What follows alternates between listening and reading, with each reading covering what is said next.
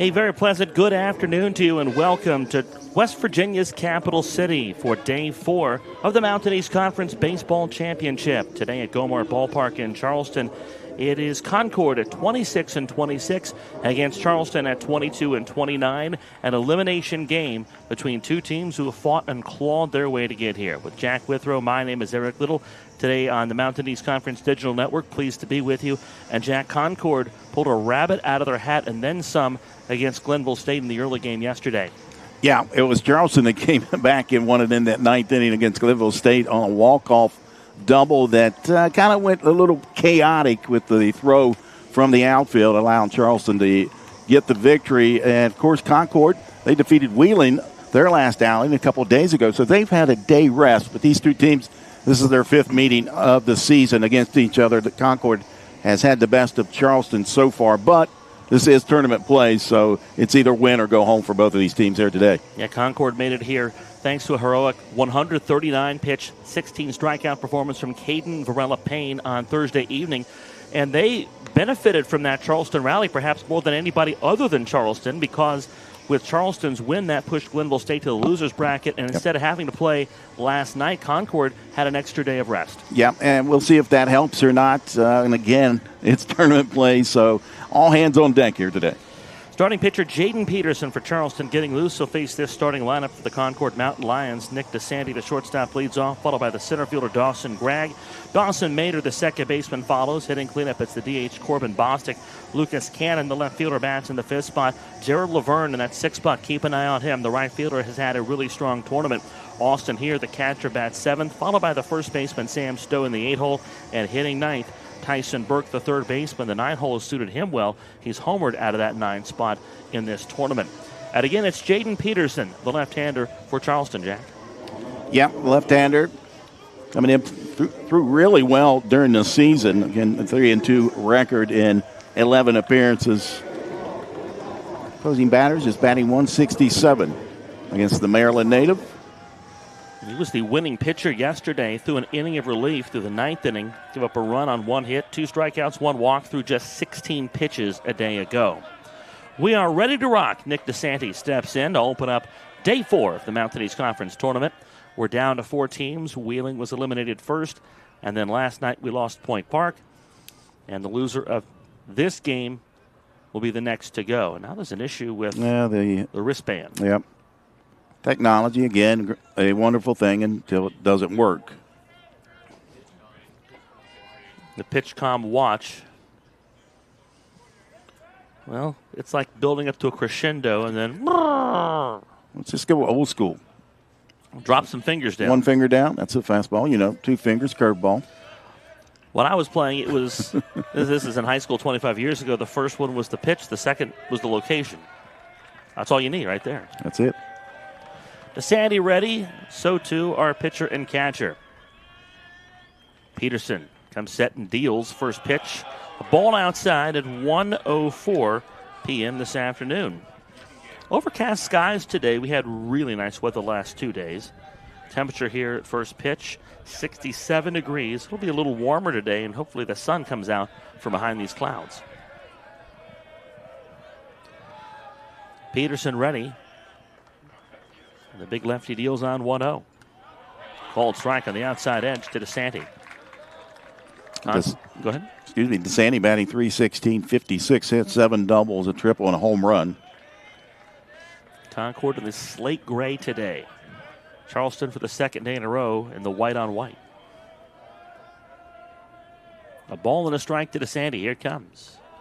Just inside. Sean Hanley, our home plate umpire. Tony Veltri, Ron Runnels, Chris Richards working the base paths. Last pitch, fastball at 88 from Peterson. May see a tick or two off that fastball for some of these guys that have pitched multiple games in this tournament. Here's the 2-1. 3 balls and a strike. And Jack, I think that's got to be to a benefit of the hitters too. Yeah. Everyone's kind of running on fumes day 4 of this tournament where, Concord didn't play yesterday, but everyone else has played pretty much every day of this tournament. And I would think the hitters have the upper edge. Yep, they pretty much got the timing down of these pitchers. The edge, the upper hand, You know what I was going for. Popped out of play. First base side. Count stays full. But you're right, though. Everybody's got these pitchers timed. They know their stuff. But at the same time, these pitchers, their less than 100% is going to be a little bit less effective than the hitters. Less than 100%. DeSanti trying to give the Concord Mountain Lions a base runner here in the first. Peterson ready, the 3-2. Downstairs, ball 4. DeSanti earns the free pass. Charleston has Derek Cease in left field, Abe Fenwick in center, Max Lane in right, Colin Kemp at third, Andrew Coburn at short, John Stansberry at second base, Ashton Cochran at first, Drew Lucy catches Jaden Peterson. So here's Dawson Gregg.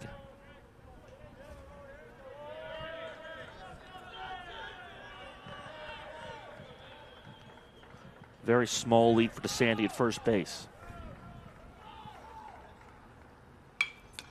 Gregg lifts the first pitch down the line and out of play, left side. Not far from our camera position down there. Duck.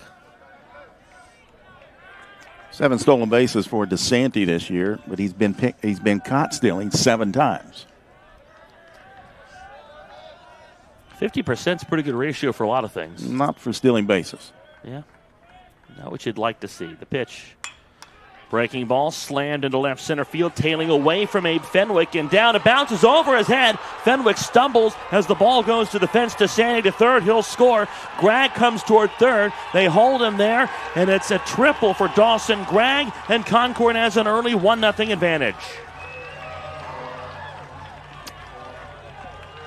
Yeah, Fenwick just kind of was tailing. The ball was tailing away from him towards left field, and that didn't really anticipate a big bounce, and it took a big bounce, and it had to because he's a 6'4" kid out there in center field. I think a lot of people think that the turf hop is a thing of the 70s and 80s on those old school AstroTurf fields, but even on this newer generation of turf, you still get some high hops, and you have to know how to play those. They do score that a hit and an error. The pitch. Called strike on the outside corner. I guess a double for Gregg, and then maybe the error for his stumble in trying to get to the ball.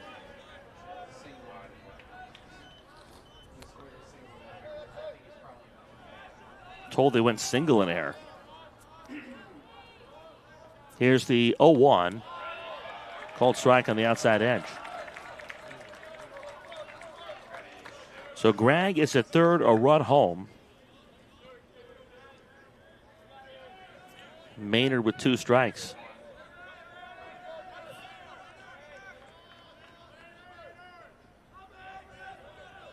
Peterson deals low.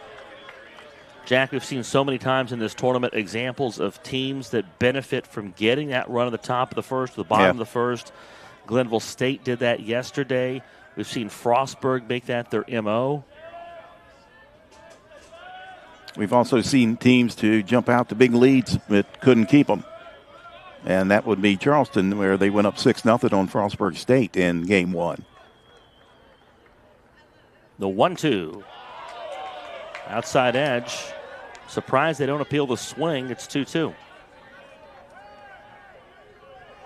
Not that I think you win a round, but at least you'd like to have another opinion.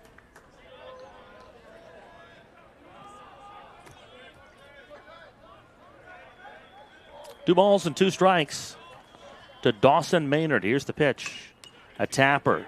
Back to the mound. Peterson fires to first. It's high, but Cochran does a good job to get back on the bag. The runner holds at third on the put out by the pitcher Peterson. 1 away. A little gasp there from the Charleston side on that throw. I don't think people realize how hard that is for a pitcher who's been used to throwing downhill to field that ball and then be throwing on flat ground.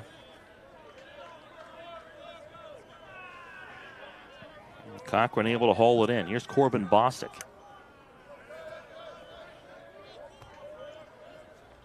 One of a couple Mountain Lions from just down the road in Logan. The pitch upstairs and inside. Swing and a miss. Fastball again hanging around 88, 89 right now for Peterson. That 119 corridor, I'm sure, being worn out by a few people this week. Oh, yeah. Swing and a miss on 0-1. Logan fans love to travel. They love to travel to this city. Do it in high school basketball. They do it for baseball. When it was state tournament was here. Yeah. Do it for their college athletes when their hometown men and women are playing here in Charleston collegiately. Runner at third with one out. Infield draws in for Charleston. The 0-2's in the dirt.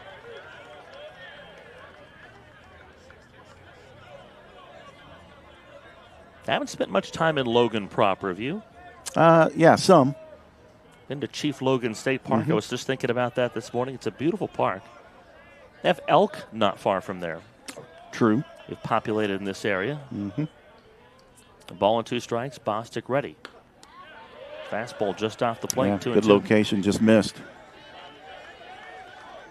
Yeah, they brought elk in into the state from out west, and like you said, the population for the elk is growing. Sometimes you see them out on the road now. Do you? Yeah.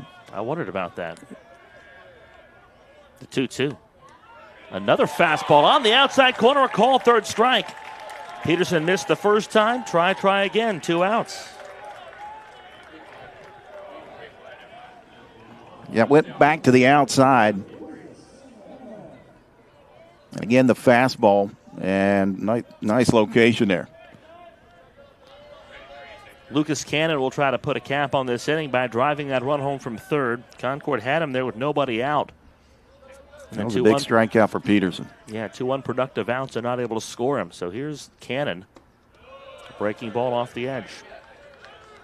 Yeah, I saw the sign for elk crossing. It's a little bit different than the deer crossing sign. You see the head. And I thought, the deer crossing signs look different down here. And then it hit me like a ton of bricks. Oh, my goodness, that's elk. That's a thing now. Yeah, I don't think you can hunt them yet, but soon. Yeah, it's a very small population.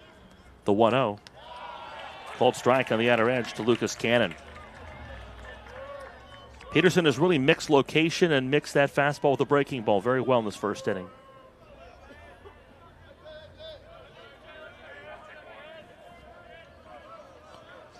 Touched up by Dawson Gragg's hit. Brought home the only run of the game. He's at third with 2 outs. The 1-1. Tap foul. See here early in this inning, Peterson kind of setting him up with the breaking pitch and then coming back and placing the fastball. Let's see if he goes with a fastball down and away, as he is ahead of the count 1-2. I'd imagine you have to change your approach a little bit game by game, especially depending on what's working well in the bullpen and how many times you've seen the opponent. The 1-2. Well, came back with the breaking pitch. Good stop, and Peterson has to get off the hill to make sure somebody smothers that. Drew Lucy, the catcher for Charleston, bouncing around, keeping it in front of him. I think that might have gone through him and hit the home plate umpire. Yeah. Always need a little help from the home plate umpire. Never hurts. As a former catcher, you got to use what you have. I, too, was a catcher, and, it's always nice to have that backup plan. Here's the 2-2 from Peterson. Laced foul wide of first. That time he came with the fastball, but up, and Gannon got a piece of it to stay alive.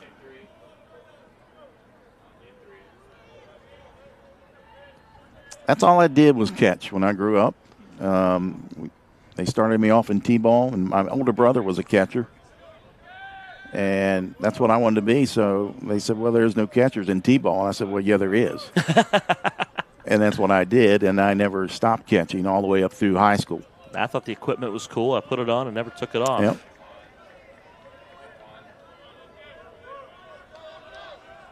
Fun position. You get to do a whole lot of thinking. You get to look at everybody else.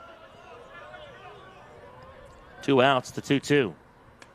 Looper stays high. Yeah, trying to drop it in. I remember the first time they stuck me out in right field in a Babe Ruth League game. I got back after the game. I'm like, it barely feels like I played compared to what it feels like after a game that you caught. Gragg at third, 2 outs. A run already home for Concord. A payoff pitch from Jaden Peterson. Here it comes. Cannon swings, rockets it into right center field. It's down. It's a 2-0 ball game on Lucas Cannon's full count RBI single into right field. Yeah, Peterson just grooved that one right down the middle, and Cannon delivered into right field for the RBI to make it 2-0. Just when it looked like Concord might not fully take advantage of this inning. Great piece of hitting on 3-2. And Jack, you have to appreciate as well just the ability to hit in the clutch with 2 outs and capitalize. There's Jared Laverne, who's had a strong tournament. Squares to bunt, pulls back, and takes a ball. 12th RBI on the season for Lucas Cannon. And a big one there, like you said, scoring 2 runs. Kind of the coming out of that for Concord. If they only got 1 with having a guy at third base with nobody out. And so kind of a big win there for Concord. We've seen in this tournament that leads of really any size are not safe, and you need to add on when you can. Laverne's had a fine tournament, hit safely in Concord's 2 games, including a 3-hit game in their first. The 1-1 runner goes, swing and a miss, and Drew Lucy lost the handle on it. Cannon safe.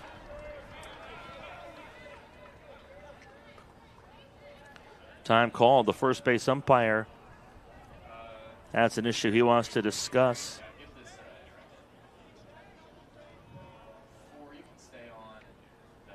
Not too sure what this is about. Did he maybe see a hitter interference call? And they're going to bring him back. I think they're going to say it was tipped. Tipped foul. Let's see if we can. Not sure if they'll get a replay of that. Either foul tipped or maybe batter's interference. That's a really good shot. I mean, he must have heard it. Hit the bat. There was no interference from the batter. I didn't see interference, and I didn't see anything that would tell me that was a foul ball either. Yeah. I mean, if it did, only really base umpire and Tony Veltry's got some really good hearing. But you can hear that stuff. Yeah, the home plate umpire, if there's anybody that's going to hear that, that would be the guy. So that's why I thought maybe Tony Veltry thought there was an interference call. But Drew Bailey right on top of that. He was coming into home plate just as soon as Veltry was. So they put the runner back at first, take away the stolen base. The count's 1-2 to Jared Laverne. Here it is. Runner goes again. Lays to third. Diving stop. Colin Kemp tries to throw from a knee. Shouldn't have done so. Runner around second to third. The throw is not in time. Yeah, he should have just ate that one.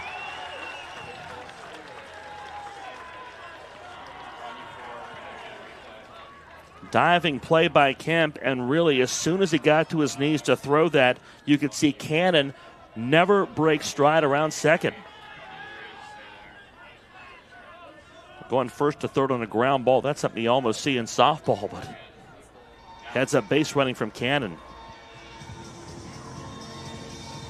Honestly, Kemp's play probably saved a run. Well, he did stop at second, but he was heads up all the way. He stopped just long enough to make sure that throw was going to go through.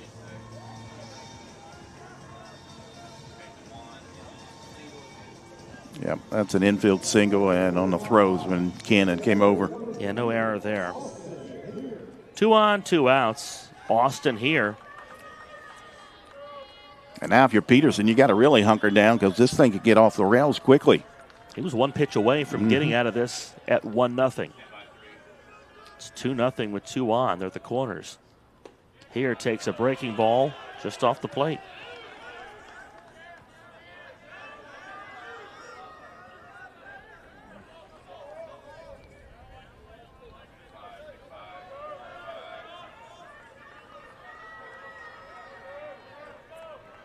See if they try to send Laverne with 2 outs.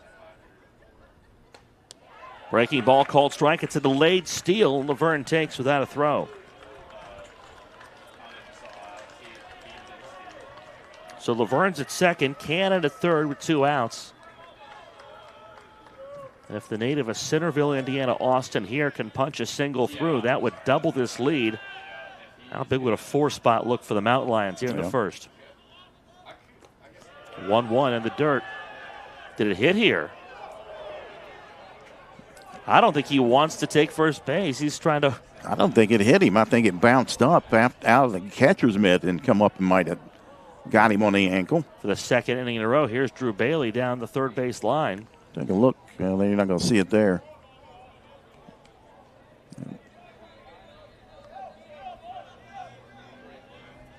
Here we go. Oh, we got him on the toe. Maybe it did. He wants to hit. 2 balls and a strike, the pitch.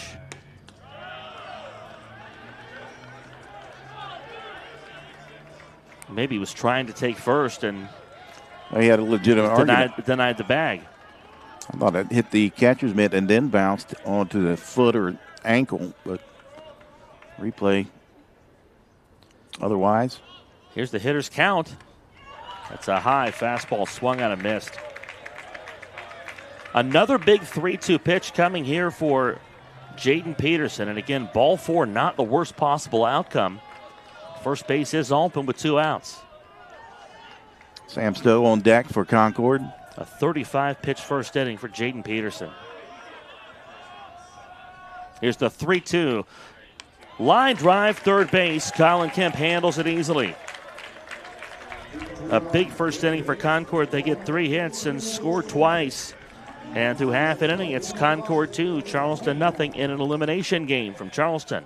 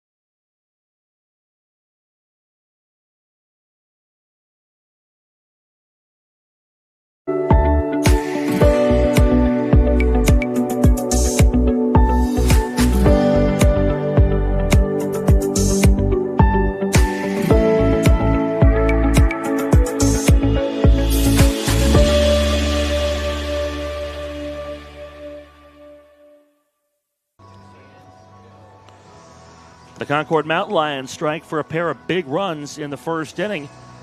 We go to the home half of the first. Riley Nicholas on the bump for Concord. He'll face this starting lineup for Charleston. Andrew Coburn, the center fielder, leads off, or the shortstop leads off, followed by Colin Kemp at third. Trent Dosenbach, the DH. Derek Cease, the left fielder. Abe Fenwick, the center fielder. Drew Lucy, the catcher. Ashton Cochran, the first baseman. John Stansbury, the second baseman. Max Lane didn't start yesterday's game, came on late. He'll be the right fielder and bat ninth for the Golden Eagles. Numbers on Riley Nicholas, a graduate student from Nicholas County, Summersville, West Virginia. 6'1" righty, 1-0 record on the season in 6 appearances. 21 innings pitched, 33 hits, 21 runs. 18 of those are earned, 9 walks and 18 strikeouts. 7.71 ERA. A bit problematic for Riley Nicholas. This is his first outing of this tournament. Again, out of Summersville, another fine part of the state to go visit. By the way, Eric, I know you're a St. Mary's guy, former St. Mary's High School pitcher, and Callie Masters now in the game down there in the championship game of the Mountain East Conference softball tournament down in Salem.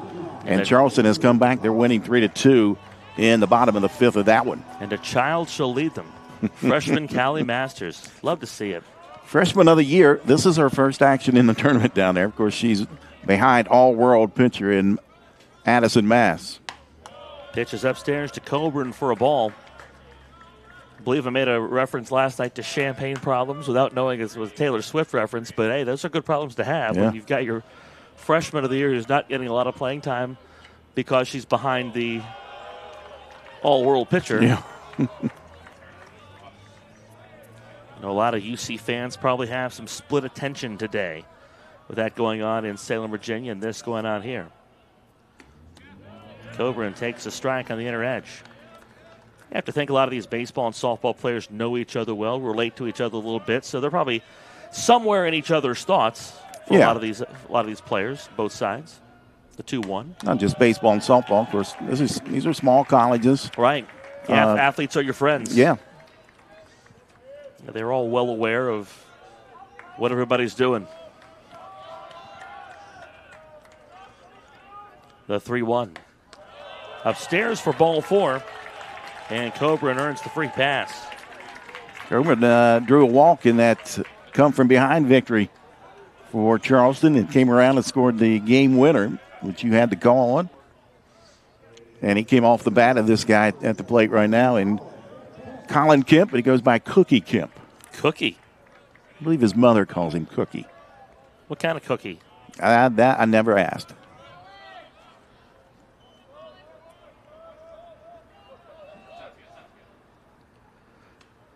Kemp takes outside. And with Nicholas, the strikeout walk ratio not too bad. As you mentioned, 31 strikeouts, 15 walks. It's on the right side. 2-1 margin there. But again, pitching for the first time in this tournament, it's a whole different animal. Strike on the outer edge.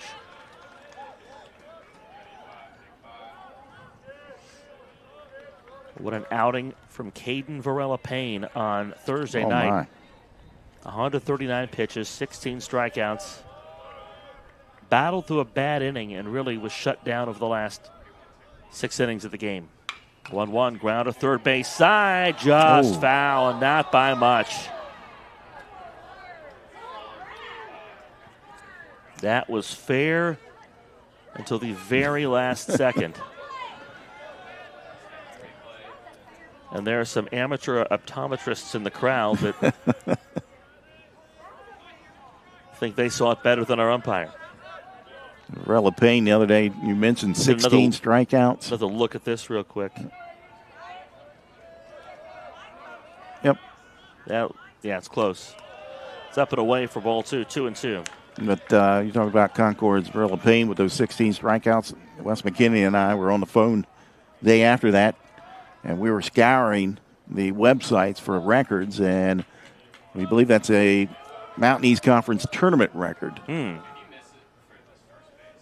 balls and 2 strikes.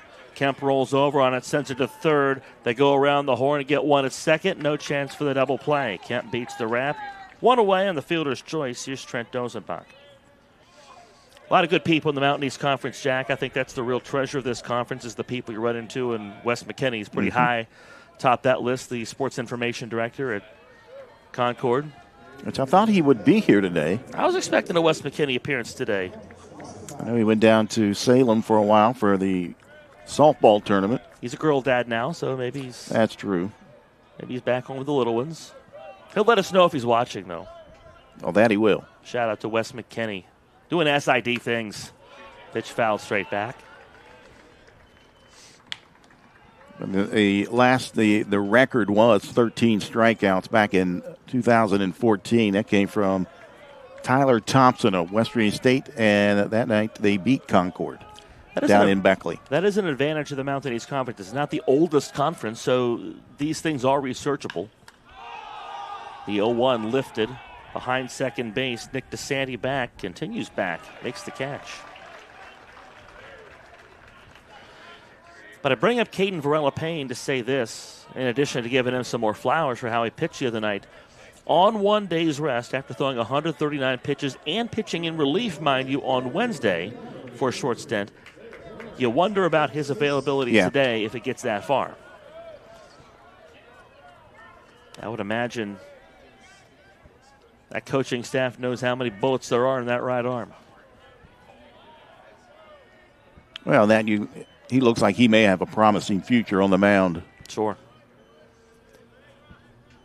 Best coaches are always cognizant of that as well. As Derek Cease takes low and outside.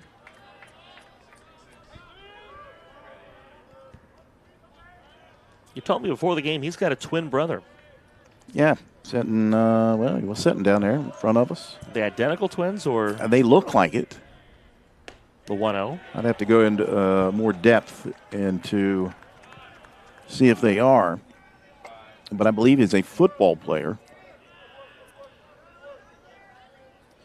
I'm always interested to hear stories from twins about growing up. There were probably pluses of having an identical twin. There were minuses for sure. My two older brothers were identical twins, and to this day, they're in their mid-60s. They still look like each other. Is that right? Mm-hmm. 3 balls and no strikes. Do they have an opinion on the Parent Trap movies? I haven't asked them. Whether that's an apt depiction of twinhood. The 3-0.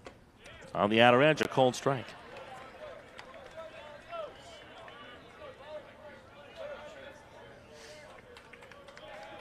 They have an opinion on everything else. So.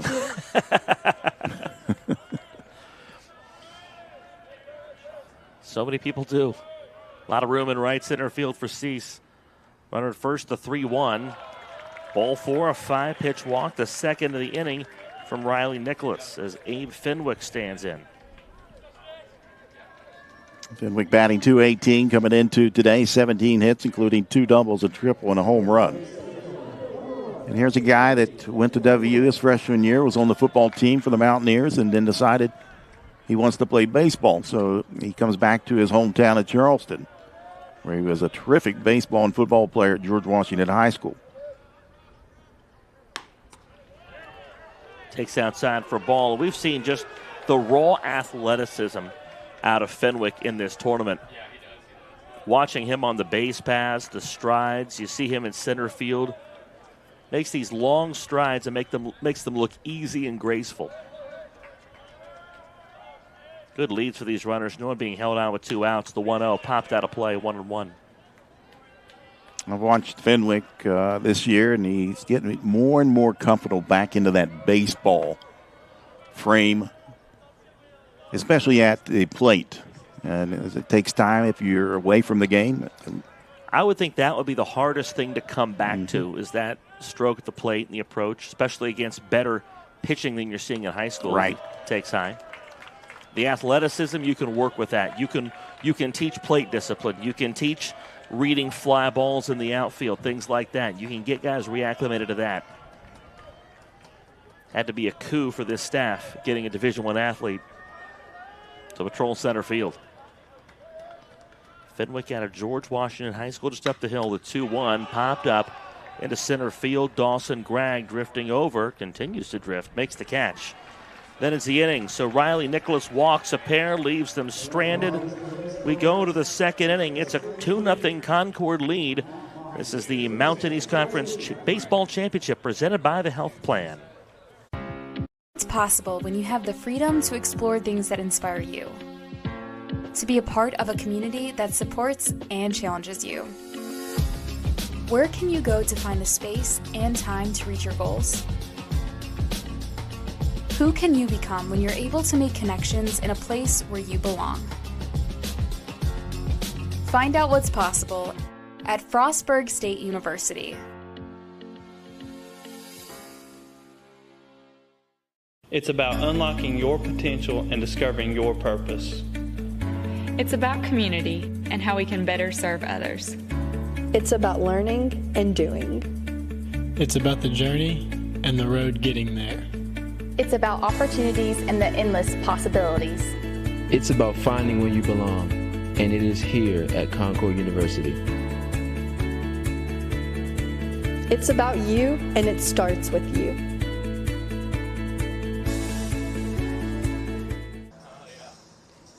Jackson Peterson staked out. Jaden Peterson working with a 2-run deficit after Concord struck for a pair. And the damage coming with 2 outs, a lot of it coming with 2 outs. Lucas Cannon singled home a run on a 3-2 pitch. Jared Laverne reached with a single, but Austin here lined out. So Jaden Peterson back to work against Sam Stowe, Tyson Burke, and Nick DeSanti. Concord tries to add to their lead. Charleston threatened in their half the first inning. They came away without a hit. Yeah, that's kind of been their Achilles heel this year, I think, is runners left on base. So they took advantage of runners on base against Glenville State in their last outing. Sure did. Stowe takes high. We're underway in the second inning. But that's baseball. Sure is. Lights are on an overcast day. We've had little snippets of the sun here and there around first pitch, but the cloud cover is kind of gone back over top. The 1-0, down and in. If Michael Schultz was here, he may use the word idyllic. I doubt it. Now, this isn't idyllic, but it may be idyllic to some. Yeah. This is the kind of West Virginia day in the hills and hollers they write poetry about, you know. This is the Denise Jardinier kind of day. The 2-0. Inside, 3 balls and no strikes. I come to find out she loved the sunny day. Who knows? I mean, yeah. But gray against that lush green mountain backdrop really makes it all pop, you know. These are the kind of days that they say is good for exterior photography. Yeah. Because they say they don't want the sun. You get the best colors. Mm-hmm. Get those to really pop. On 3-0, Stowe takes a ball 4 after pulling back a bunt. Second free pass issued by Jaden Peterson. Second inning in a row he has led off with a walk.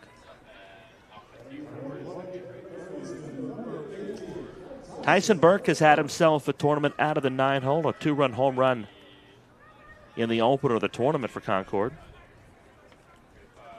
Update from Salem. It's in the top of the 7th.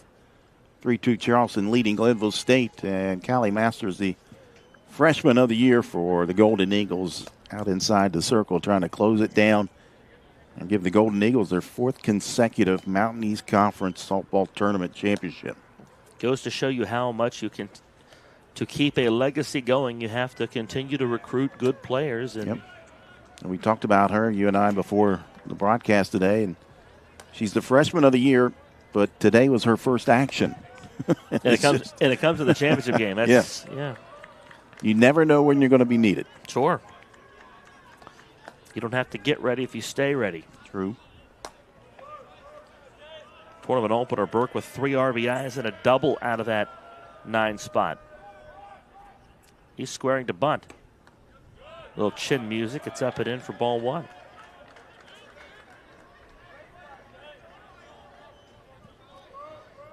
You think he's really bunting, or is this a ruse to draw kind of Colin Kemp distraction? Up?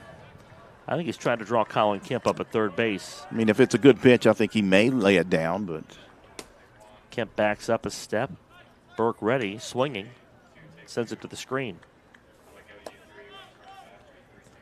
Runner on the go there. He was just kind of trying to poke one down the right side. Maybe do a first to third with Stowe.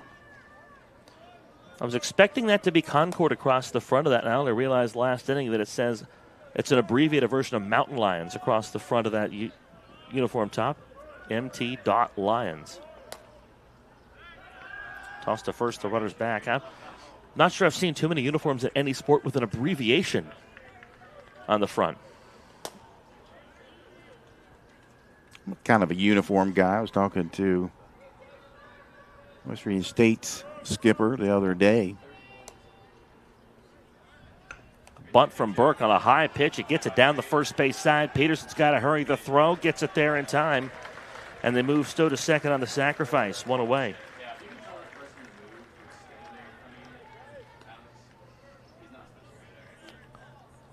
And I'm a uniform person, too, so I'm interested to hear where your story goes. Yeah, I was talking to Sean Lloyd, and past few years they've had these old gold uniforms.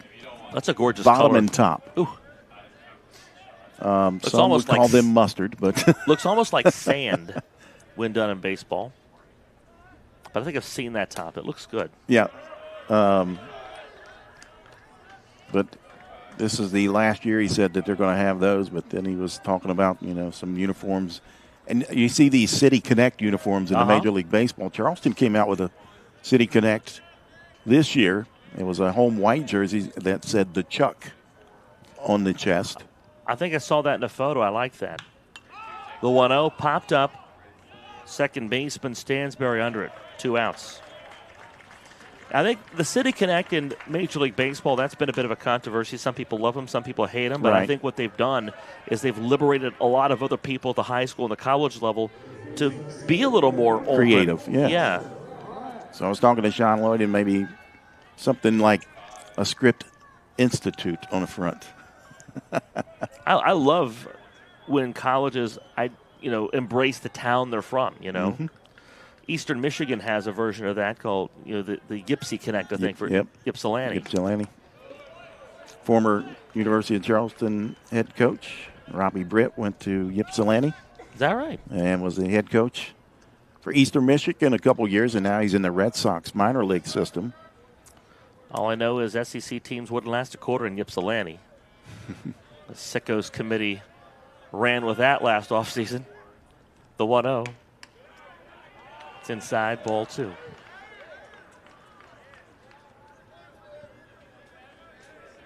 Strike zone not as wide as what we saw last night. Well, that toward the end of last night's game, you had better be swinging. That was the message that was sent. Yes. RBI hit for Dawson Gregg to start the scoring in the first inning. Here's the 2-0. Breaking ball grounded foul wide of first. You're right. You see a lot of high schools now, and not just in baseball, but football and basketball, getting a little more creative with their uniforms. Yeah. I'm really glad in basketball or football that it feels like the digital camo thing is waning in popularity. Yeah. That was hard from a trying to pick up a number standpoint. I could stand to see that go away. The 2-1 hit hard the other way into right center field. Fenwick backs up, and he makes the catch in deep right center to end the inning. So Concord gets a runner in scoring position, and all 3 runners they've stranded today have been left on in scoring position. We're through 1.5 from Charleston, and Concord leads UC 2-0. This is the Mountain East Conference Baseball Championship on MEC TV. Tomorrow's innovators, teachers, caregivers, researchers, leaders, and creators all have one thing in common. They started out just like you. At West Liberty University, you are the focus. This is a place where you will gain the skills, knowledge, and confidence to change your life and the world around you. It all starts here, with you. Visit westliberty.edu to start your journey. It's all here at West Liberty University. Glenville State University offers cutting-edge programs, small class sizes, and dedicated faculty providing students with a personalized experience focused on their success. With the lowest tuition in the Mountain State, every student has the opportunity to achieve their goals. At Glenville State University, you'll find a community that supports, challenges, and inspires you every step of the way. From hands-on learning in state-of-the-art facilities to internships that connect you with real-world opportunities, we prepare you for the challenges and triumphs of tomorrow. Pioneer your future at Glenville State University. Riley Nicholas getting ready for his second inning of work on the mound for Concord to go to the home half of the second inning. Charleston looks for their first hit of the ball game. Had a base runner 2 on in the first, couldn't do anything with him. Drew Lucy, Ashton Cochran, John Stansberry to lead off. Concord has been a little hotter with the sticks here in this early going today. Charleston looking to pick it up.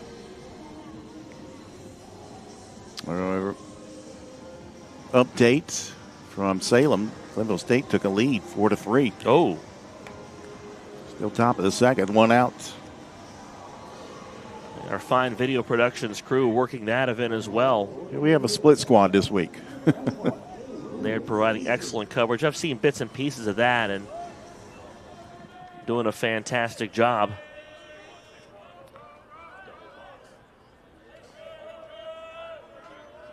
Here's Drew Lucy.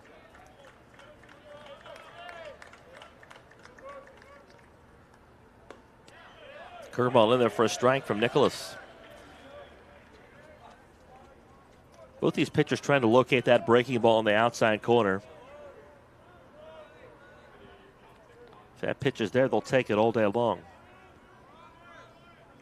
The 1-strike pitch downstairs. 2-run home run put Glenville State up Delaney Warnick.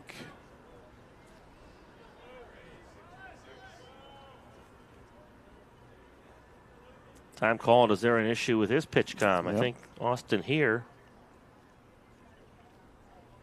has to come back and get a new battery. New battery, new unit, all kinds of stuff.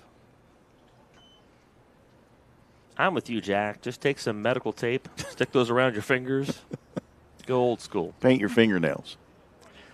That is a different version of the old school. Yeah. Mine was the old school. Yours is it's now old school because we're all using PitchCom. But Javi Lopez is the first guy I can remember for the Braves that embraced the painting the fingernails. Yeah. It's usually like a fluorescent color, wasn't it? Like like a green, like a lime. Something bright. Yep. That was around the same time those catcher's mitts came out that were orange around the. Terrible. Yeah, they're not aesthetically pleasing. Cold strike on the outside corner. But I think they were really embraced at the lower levels for pitchers to see that strike zone, that target a little bit better. Although personally, if it's me, there's a big glove sitting there. It's a 1-2, ground ball, shortstop to Sandy up with it. Throws low, and it's not in time. That short hop may have allowed Lucy time to beat the throw. Is this a ball maybe DeSandy could have charged a little bit better? Yeah, because he doesn't have the strongest arm over at shortstop. You've seen that in the past. And that time a little too hopper over. I think that hop might have scrubbed just enough speed off of it. Scored as a throwing error.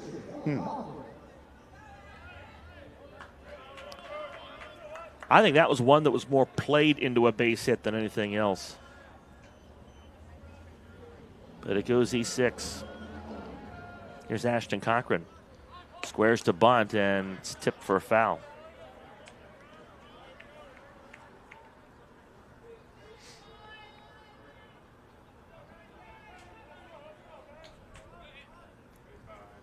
Freshman out of Lewisburg, Virginia. Cochran with a runner at first base. Charleston trying to strike first. They're still without a hit since that Lucy at bat win is an error. Former Spartan. Squares to bunt, pushes to third base side. A play at second. No, they'll pass it watch up third. and go to Watch first. third. There's nobody covering it. That's an excellent point, Jack. I mean, Burke came it wasn't over. anybody. DeSanti went to second, and Cannon was out in left field just kind of hovering around. Lucy pushed to second on the sacrifice bunt.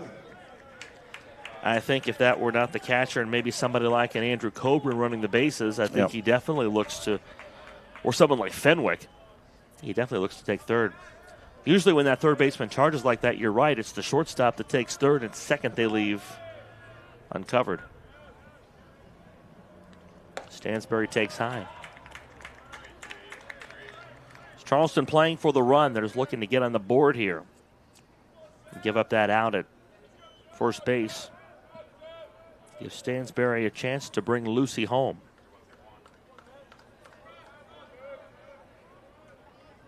Good lead for Lucy.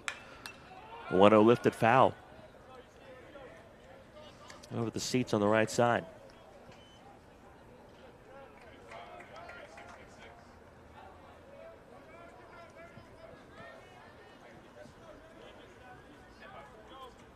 Nine runs batted in on the season for Stansbury as the sun peeks back out from behind the clouds here. It's fighting today. You can see it in the seats more than anything else. The 1-1 upstairs.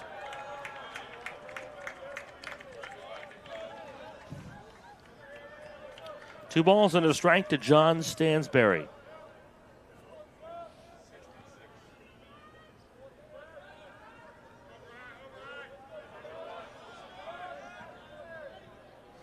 Lucy gets the lead from second base with one away here in the second.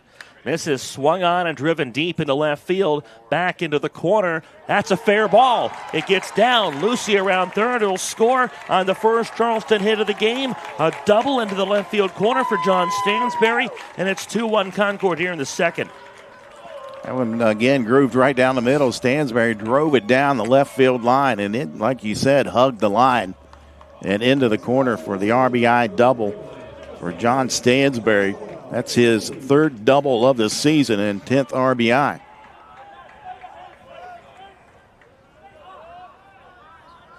A game down in Salem now 4-3 for Glenville.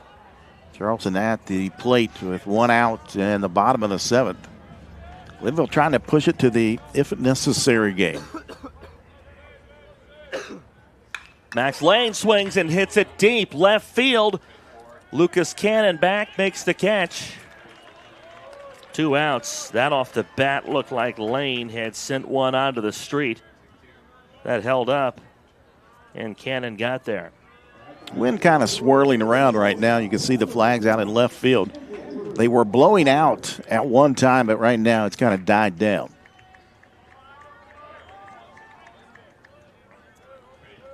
.330 down the line in left, 400 to dead center, 320 to the short porch and right here at Gomart Ballpark. One hit today for Charleston, first time through the order. Here's Andrew Coburn. He takes a strike on the outer edge.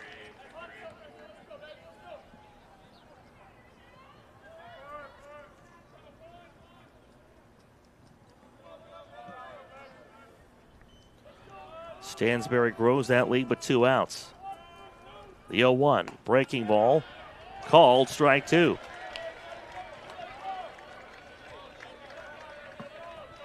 Of these starters, Jack, I think Nicholas is doing maybe the better job of locating that breaking pitch. We take you to Salem really quickly. A final score. Yep. Glenville State has won 4-3 over UC. Back to baseball, line drive to the left side. It's a base hit. We're tied. Or no, Stansbury around third. Here comes the throw home, and now we're tied at 2 on the RBI single by Coburn. Second hit of the game for Charleston, and we're knotted at 2 on Andrew Coburn's RBI single.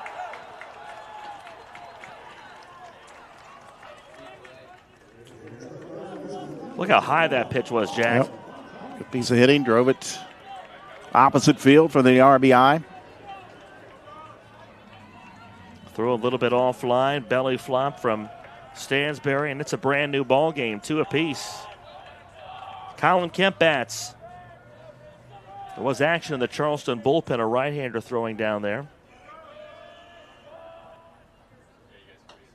Pitch to Kemp. Outside for a ball. You got to hand it to equal parts mad scientist, equal parts technological genius, Brian Shepard, our producer today, getting us that live look into Glenville. A home run. Yeah, that was from... decided this. You mentioned her name a moment ago.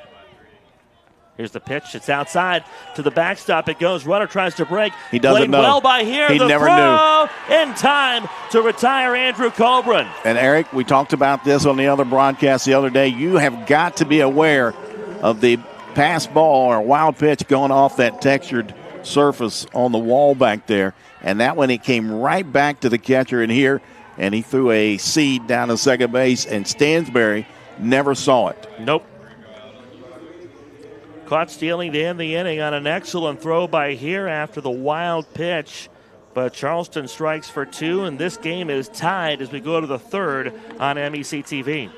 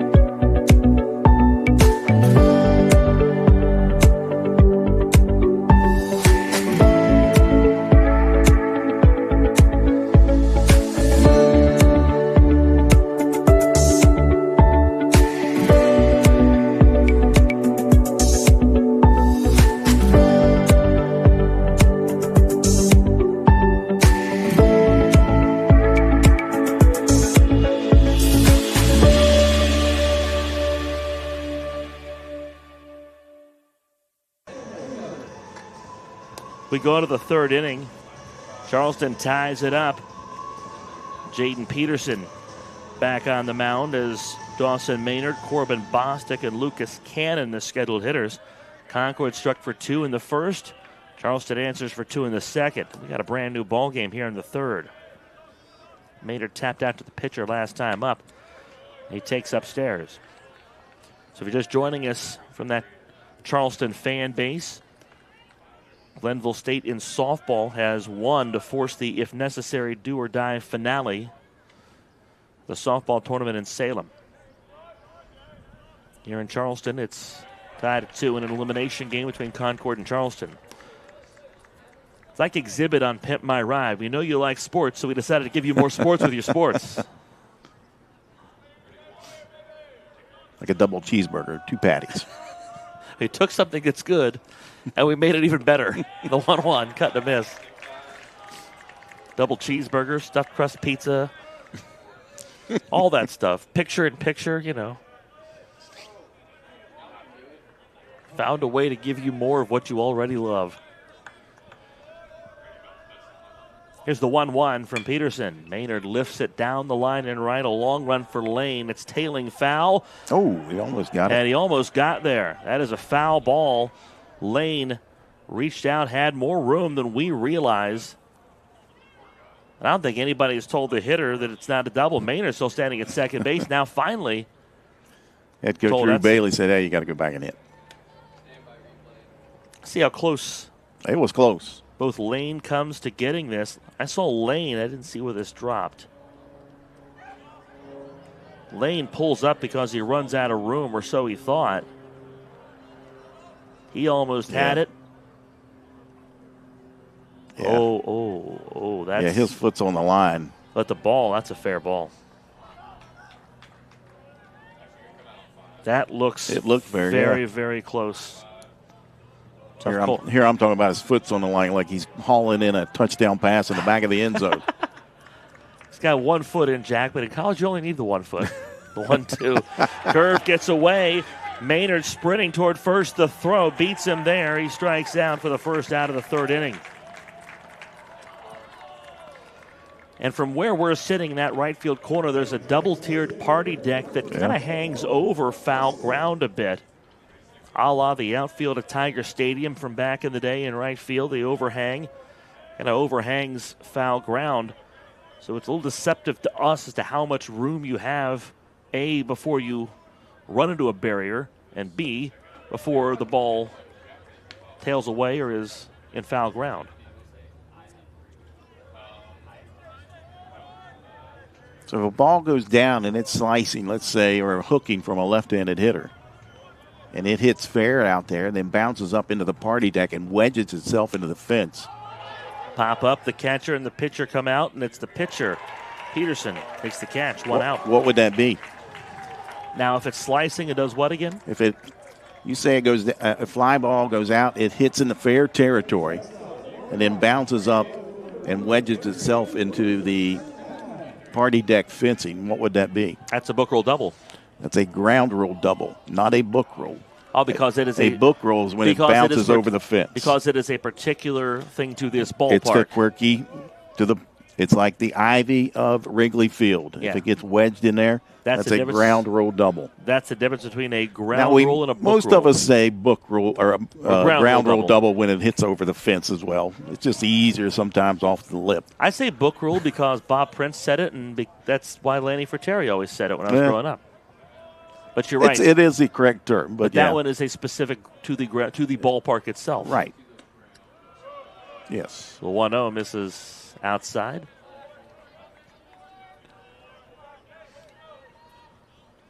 This has been Semantics Hour with Eric Little, Jack Withrow. Tied at 2 at the top of the third inning.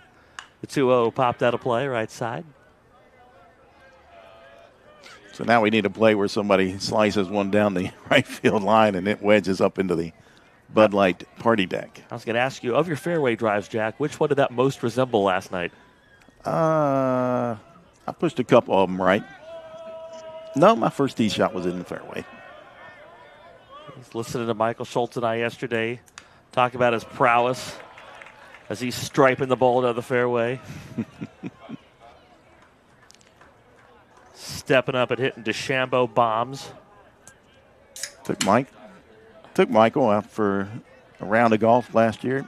Came out with spiked sandals. That's fantastic. There's nothing more Wisconsin than spiked sandals to play golf in. I love it. Of course, they play golf up there in 25 degrees weather, and it's probably still snow on the ground.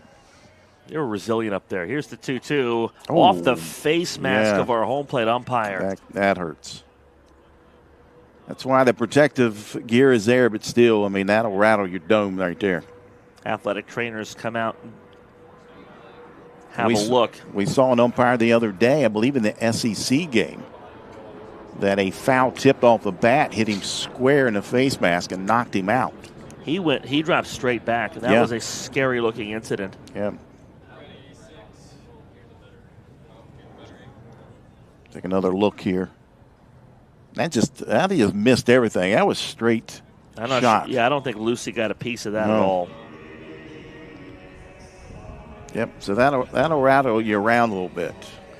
That's the kind of hit that they check on him right now, and I'm sure an athletic trainer will be out here within the next inning or two for a follow-up. And there will probably be a couple follow-up visits to make sure he's okay and remains that way. Good to see he's well enough to continue at the moment. 2 outs, the 3-2 to Cannon. Ball 4, low and outside. Third walk in as many innings from Jaden Peterson.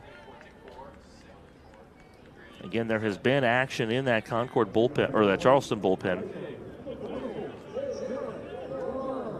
Jared Laverne stands in. He had a hit today. 7 hits from Laverne in this tournament. Excuse me, 6. Pitch to Laverne as a strike call on the outer edge.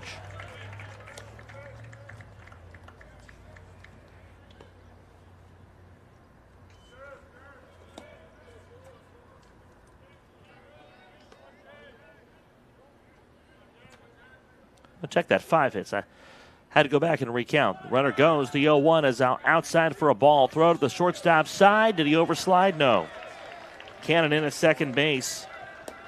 And then held on to the bag through the slide. 1-1 to Laverne. Again, Laverne's hit safely all 3 games of this tournament. 24th stolen base for Cannon on the season. Let's see his slide. Beats the initial throw. But then that left hand doing all the work. And the left hand doing yeoman's work to hang out of that base for dear life. Breaking ball, good pitch, strike 2.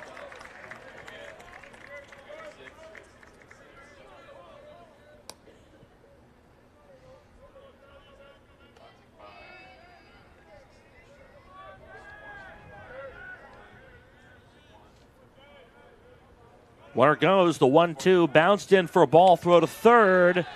Not in time. Cannon swipes third.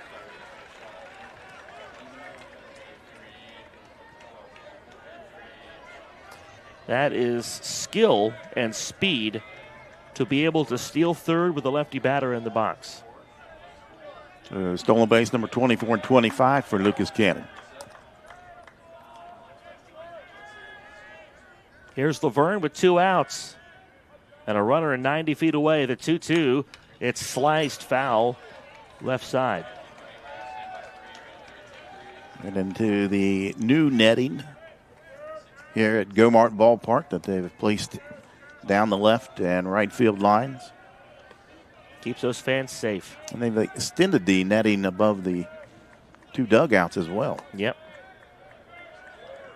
Yeah, I remember the old netting. It was only about 6 or 7 feet high. Yeah. 2-2. So folks in the concourse enjoying a hot dog was still in play. Yep.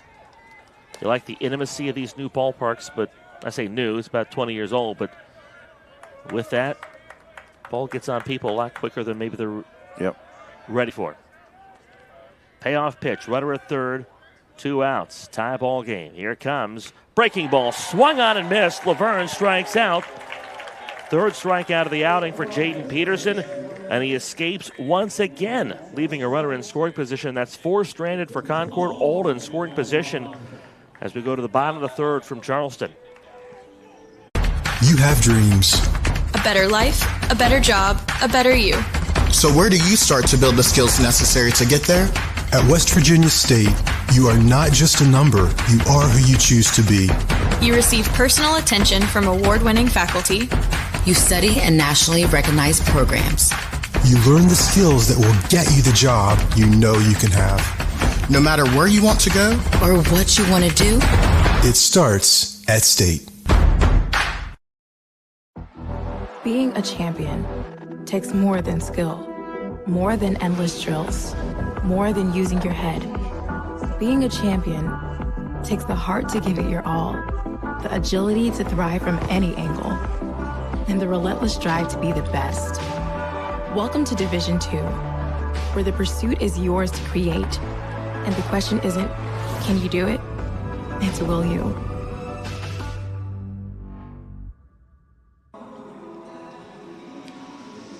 Home after the third. Concord has threatened every time they've been up.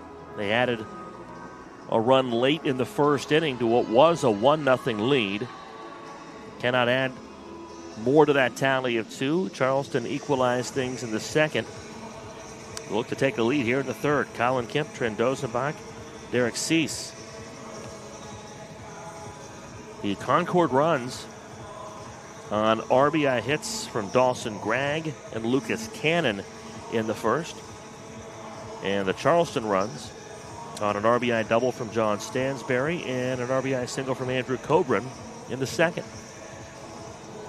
Our starting pitchers have taken us throughout. Jaden Peterson for Charleston, Riley Nicholas for Concord.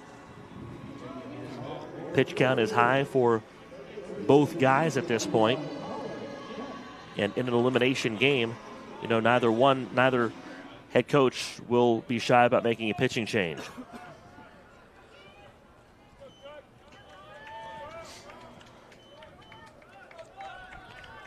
Colin Kemp hit into a fielder's choice, his only trip to the dish today. Nicholas fires low and outside.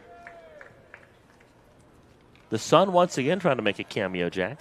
Yeah, he's trying.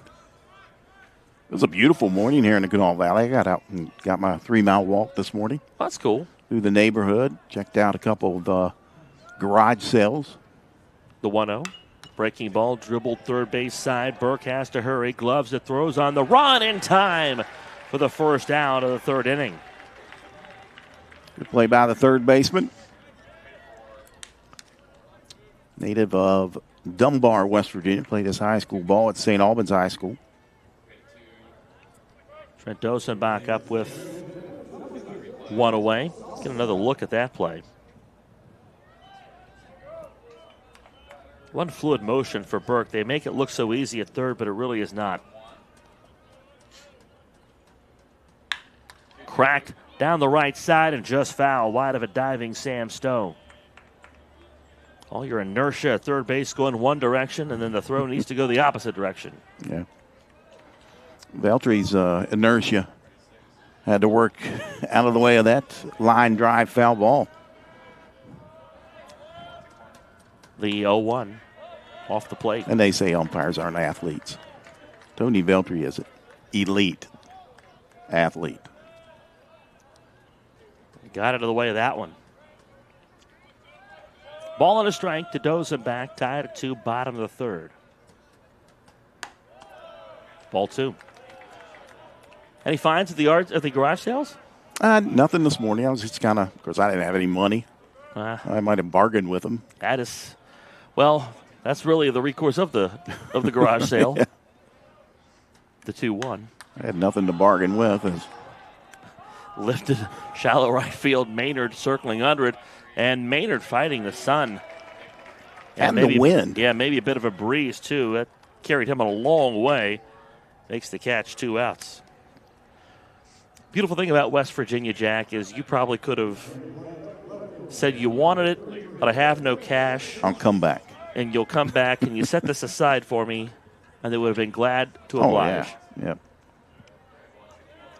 That is West Virginia in a nutshell. They'll give you the benefit of the doubt until you prove you don't deserve it, and then they'll probably give it to you again. Derek Cease takes a strike. We're just that kind of people, Jack. Well, garage sale is, they had the cookies and fudge out front, selling that as well. Ooh. Dribbled foul by Derek Cease.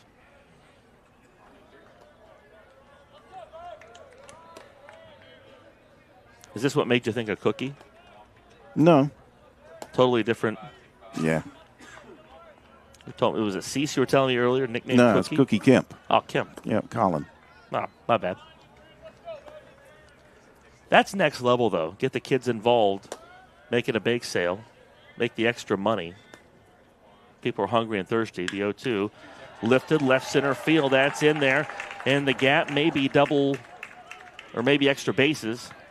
Cease holds up. Nice little piece of hitting. Went down and got it. Lifted over to the shortstop's head and Nick DeSanti. Yeah, the little extra at the garage sale to lure you in, because a lot of people, like, they drive by and they kind of look at it. Yep. Look at that last hit. Hard to say no to a kid selling But then, sweets. It kind of draws you in. 3 hits today for Charleston. 2 of them have come with 2 outs. Fenwick swings at the first pitch, sends it in the air, deep left center field. Dawson Gregg under it has the catch, and the Charleston threat is erased. Runner stranded at first base will go to the 4th. Knotted at 2 in an elimination game in the 2026 Mountain East Conference Baseball Championship presented by the Health Plan. Davis and Elkins College continues leading the way, and we did not slow down, even during the global health crisis. We have secured private donations and grant funding to support our growing, successful, and now accelerated nursing programs. Davis and Elkins nursing graduates have repeatedly posted 100% passing rates on nursing boards and are sought after by health organizations of all sizes, specialties, and locations. They need nurses, and we train the best. For over 4 decades, the Health Plan has been rooted in your community and the state of West Virginia. A steady part of your family and your business. We're here for you with health services designed to manage and improve your well-being. The Health Plan is powered by a team of dedicated healthcare professionals and trusted local partners, because your health deserves more than just coverage. It deserves commitment. The Health Plan. Here for you.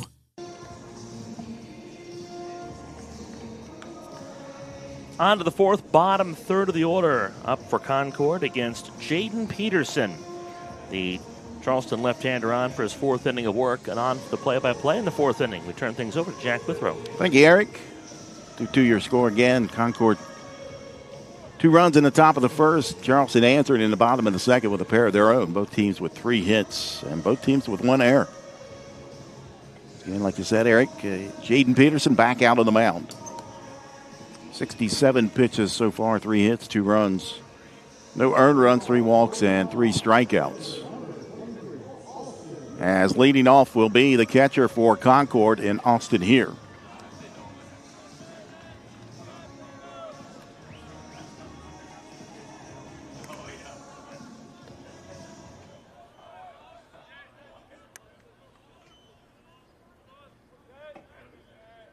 Here batting .248 coming into today. Looks at that fastball.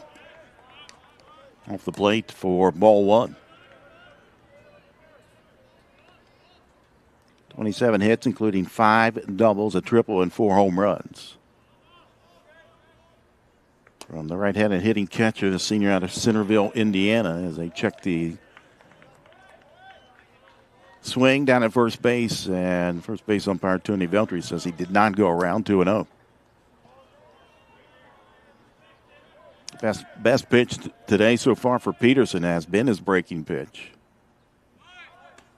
as he misses that one inside for a 3-0 count on here.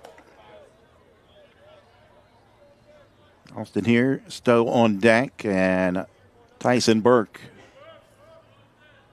First three batters here for Concord in the top half of the fourth inning. Game 1 of 2 today. 3-0 pitch, and that one sails high for a 4-pitch walk.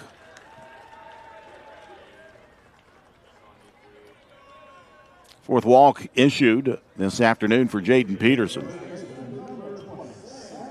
So the leadoff hitter on base, and now Sam Stowe, the first baseman, will step in.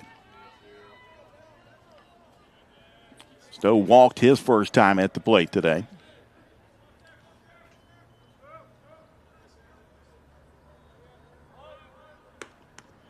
As he looks at a strike on the outer part of the plate. He moved over on a sac bunt from Burke back in the top half of the second. And then was left stranded as Peterson induced a couple flyouts to end the inning. 0-1 pitch. That one came inside. Evens up at 1-1. Not an entire shift on, but shortstop Andrew Coburn is shaded over towards the second base bag at the shortstop position. Stansberry playing straight up over on the right side. And Kemp creeping in on the grass as that's a slow ground ball. And collision. And they'll get the runner out. Ball still alive. And, no, I'm sorry, the ball's dead. And they indicated that the runner is out.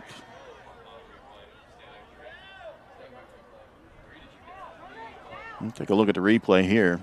And you're not going to see it on that angle. Here we go.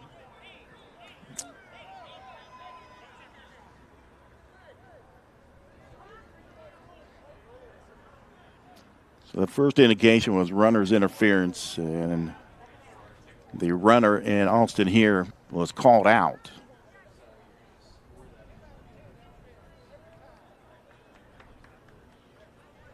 Stansberry's up. Well, both of them are up. Here is up, standing on the bag at second base. Stansberry's up. Head coach Dean Peterson checking on his second baseman. Of course, they can't afford to lose another player at second base. Their starting second baseman unavailable for the tournament.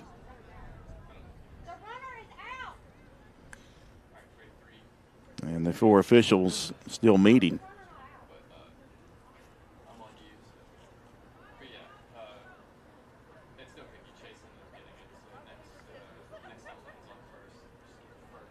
So the good news, nobody hurt in that collision, and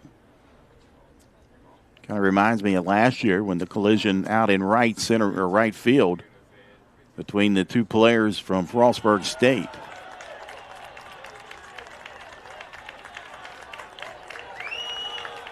So the call is held up. The runner is out.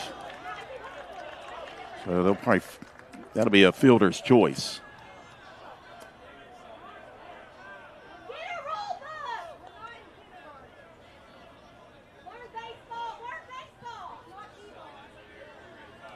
So with one out, that'll bring up Tyson Burke, the third baseman.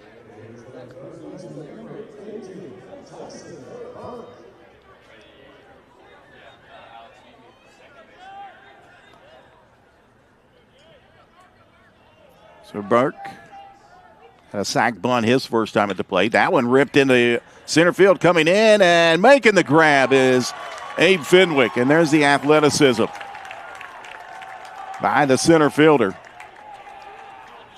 as he came charging in on that ball that was dying into shallow center field and making the grab for the second out.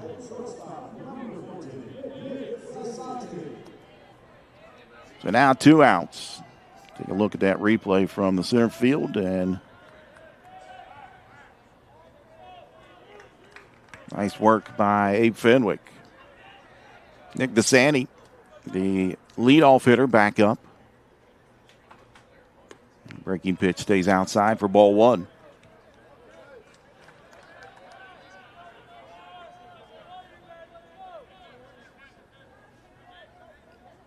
Santee walked, came around, and scored the first run of the game back in the top half of the first. The 1-0 pitch. Ground ball right side. Stansberry, he'll take it, flip it over to Coburn for the final out. And we head to the bottom of the fourth inning. Charleston and Concord all tied up here on the Mountain East Digital Network.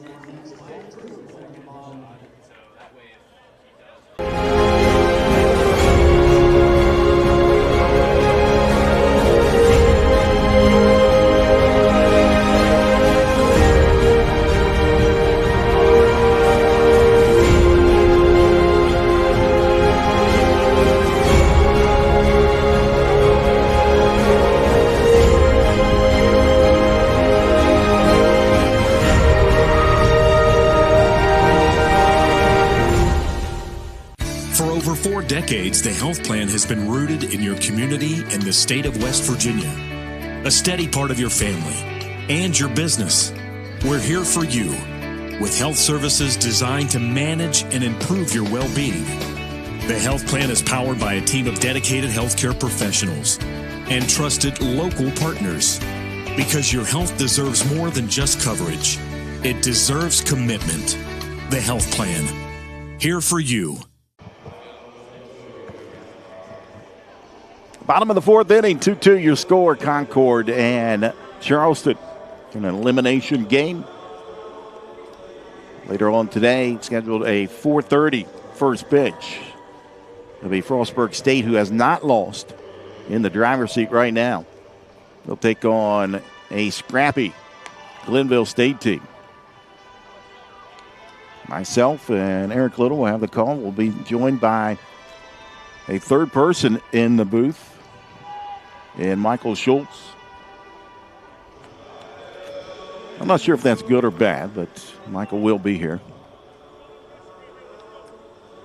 The sun is fully out now. The clouds are kind of dissipating. A slight breeze here in downtown Charleston, and now we can say it's an idyllic day. Temperature right now, 69 degrees. As the catcher for Charleston, Drew Lucy, will lead things off for the Golden Eagles.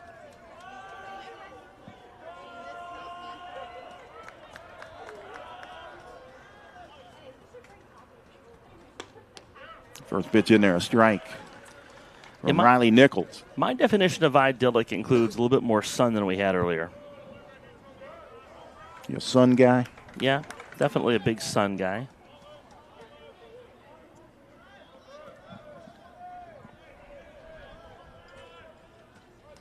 Nicholas sets and delivers, and that one fouled off over top of the screen and headed for the suites up along the first base side. No balls and two strikes.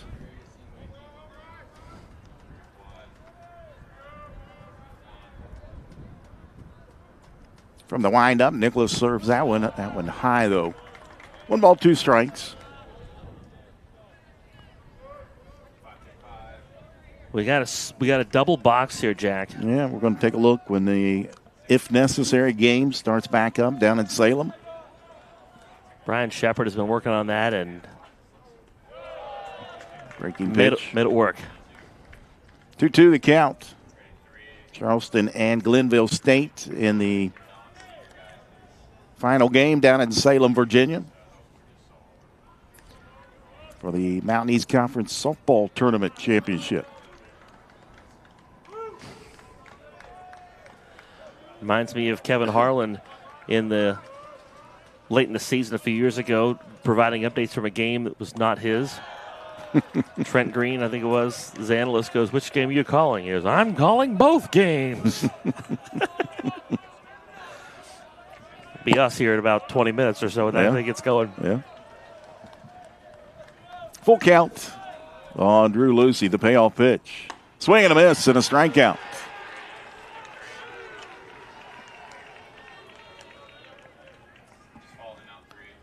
Nicholas went up in the count 0-2, and then 3 straight balls, and then came back with a fastball at 89 that time for the punch out. So 1 out. And Ashton Cochran, the first baseman for Charleston, will dig in.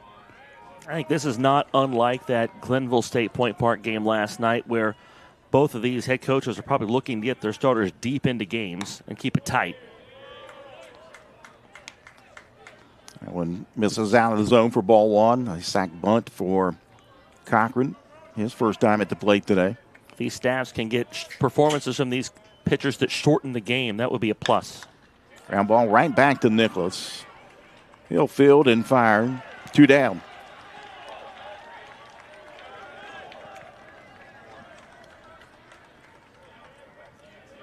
And now John Stansberry, who singled in a run back in the bottom of the second inning, will come to the plate with 2 outs. Senior out of Manassas, Virginia. And he looks at that breaking pitch upstairs for ball one. Came into today batting just 148, but again came up with a big base knock and an RBI. It's what you need in these tournaments, somebody unheralded to step up. As that fastball misses outside, 2-0. The teams that make the deep runs and even win the thing always get contributions from players that might not be expected to provide said contributions. 2-0 pitch, and that one laced out in the center field, and coming over and making the catch is Gregg, as that one kind of hung up just enough. I thought it may be going to drop down, but it did not. And the final out, a 1-2-3 inning for Riley Nicholas. We head to the top of the fifth. We're still tied at 2-2 here on the Mountain East Digital Network.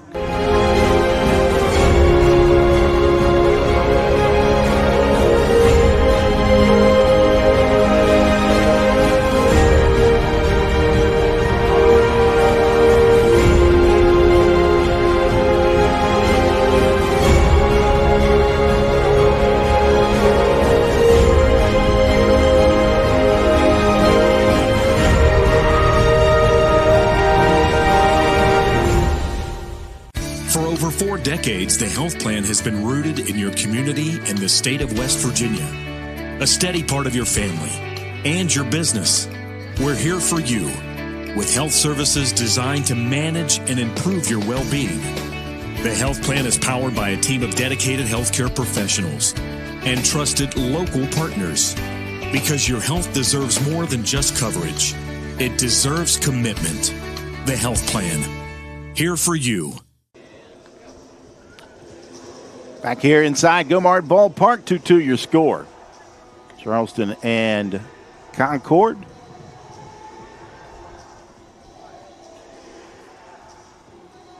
New pitcher for Charleston out on the mound, a right-hander. And Sam Sheets, a local product from Charleston, West Virginia.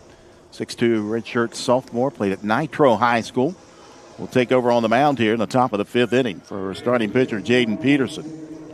Ninth outing for Sheets. He had one start this year, a 4.20 ERA, 2-1 win-loss record, 15 innings of work. Struck out 9, walked 8, allowed 7 runs on 14 hits. And opponents hitting .264 off Sheets. You kind of feel the wind coming back at us now, Eric. I know your window is shut. Yeah, I can feel a little bit of that, and you see those flags picking up a bit. Dawson Gregg will lead things off. We'll take a look at a live shot down there in Salem as the championship game between Glenville State and Charleston. Charleston, a 3-time consecutive Mountain East Conference tournament champion. The 1-0 pitch from Sheets, and that one high for ball 2. In this one, Jaden Peterson, 4 innings, 2 runs, 3 hits, 4 walks, and 2 strikeouts. Sheets working from the stretch, sets and delivers that one high, 3-0. Peterson will get the no decision in this one. And there is action in the bullpen for Charleston. They got a righty and a lefty up, warming up. 3-0 delivery. And that went out of the zone, a 4-pitch walk. Not that they've had to go to it yet, but the bullpen, I think, is an area where, at least from a freshness perspective, Concord's got a big advantage because they didn't play yesterday, and Caden Varela-Payne, in the only game they played on Thursday, went the distance. So they haven't used any relievers since Wednesday. Pitching coach Carter Lyles, former Scott Skyhawk down in Madison, West Virginia. Played his freshman year up at West Virginia and then transferred to Marshall. Second year as a pitching coach here for the University of Charleston. And I always joke about this, and he's a big boy. He was that size as when he was 12. That's and he was intimidating to Little League batters. I can imagine. Terrific guy. I was on deck one time in the Little League when, I was preparing to face this pitch. It was absolute meat. And then as soon as I'm coming up to hit, they make a pitching change and bring the guy who was the fastest pitcher in the tournament. Maynard shows bunt as the ball comes flying through into the backstop from the Charleston bullpen. So I didn't love that I had to face this guy with ramped up velocity. So I step in the box, and the first pitch runs up and in and catches me on the wrist. That didn't feel good. You jogged right down to first base, though. I did, and I tried to raise that hand to call time, and I couldn't raise that wrist at first. I had to use the other hand. Sheets struggling to find a strike zone, 2-0 now on Maynard. And that'll bring the Concord dugout, the audio level, up a bit. And that one misses down low, 3-0.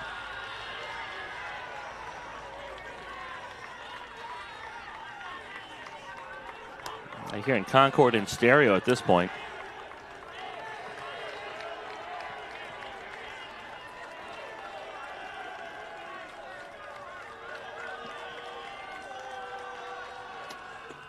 That one crosses the zone for a strike one, 3-1. Runner in Greg at first base, no outs here, and a tie ball game, top of the fifth inning. 3-1 pitch. And a breaking pitch in there for a strike, 3-2. Winner today moves on to tomorrow. The loser, well, they look for the golf clubs in the garage. Payoff pitch coming. Breaking pitch just misses outside for ball 4.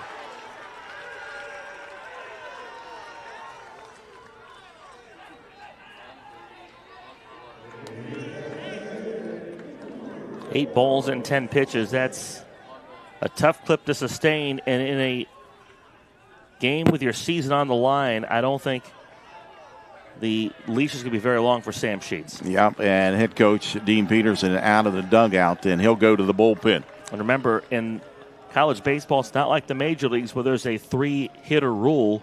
You can make these course corrections anytime you want. Yep. We'll take a break. We'll come back. 2-2 your score, Concord and Charleston, here on the Mountain East Digital Network.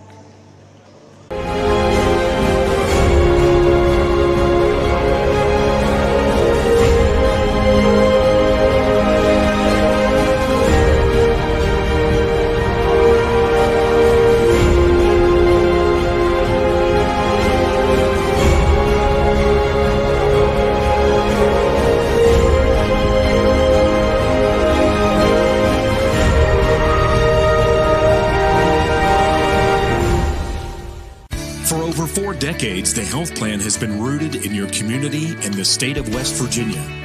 A steady part of your family and your business. We're here for you with health services designed to manage and improve your well-being. The health plan is powered by a team of dedicated healthcare professionals and trusted local partners because your health deserves more than just coverage. It deserves commitment. The health plan. Here for you.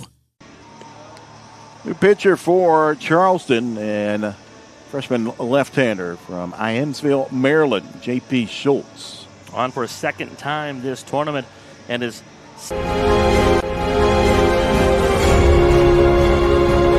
struck out 21 and walked 23. 26 hits allowed, 17 earned runs for J.P. Schultz. He'll take over, no outs here in the top half of the fifth inning. The runners at first and second. And the designated hitter for Concord, Corbin Bostic, will come to the plate. He's 0 for 2. He struck out. Took the loss against Frostburg on Thursday in the tournament opener for the Golden Eagles. So an inning and a third in relief of Landon Ingram. Gave up 6 runs on 4 hits, struck out 3 that day, but was the guy on the wrong end of that 6-run Frostburg State 5th inning.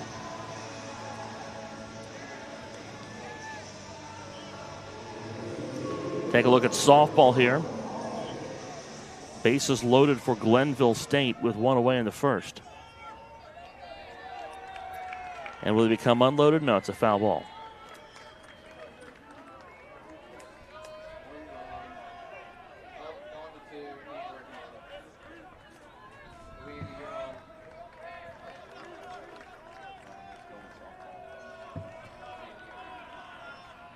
So Schultz sets and delivers a breaking pitch in there, a strike.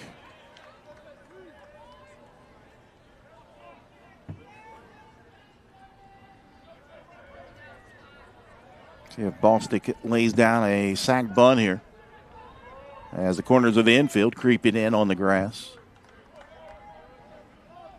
Checks the runner, now steps off.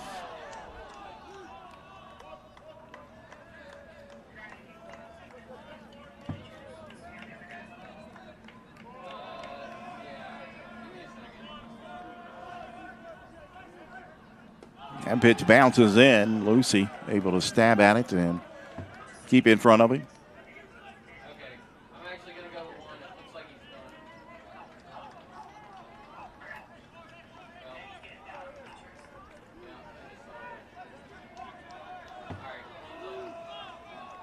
One to count on Corbin Bostic. No outs. J.P. Schultz, the left-hander, trying to work out of a jam here. Delivers in, that one down and away for ball 2. Huge point of this game for Charleston because this bullpen has to find somebody who can throw strikes and keep this game close or knotted up. Because Concord's got the edge in relief pitching at the time. They got better rest at pitching. 2-1 delivery. Breaking pitch, and that one doesn't fall into the strike zone. 3-1.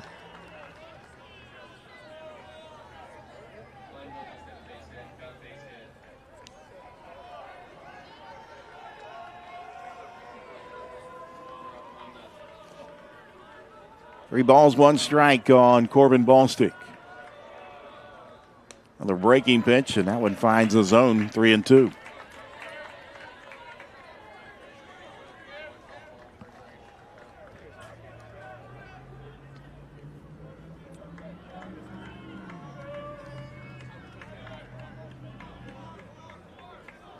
Payoff pitch.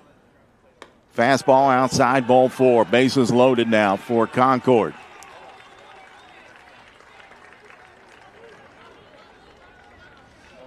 And Lucas Cannon will come to the plate. We're not out of the 5th inning yet, and Charleston pitchers have issued 7 walks today. Cannon 1 for 1, a line drive single for an RBI. He walked the last time at the plate. Shows bunt, that one down in the dirt for ball 1. Devin Fletcher, a righty we've not seen in this tournament, getting loose in the UC bullpen.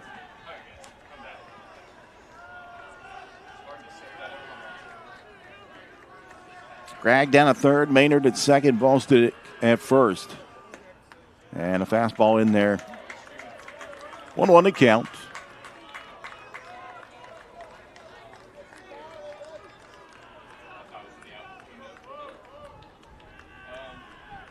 Big moment here in the top half of the 5th inning in a 2-2 ball game. Schultz sets and delivers. That one misses down. 2-1.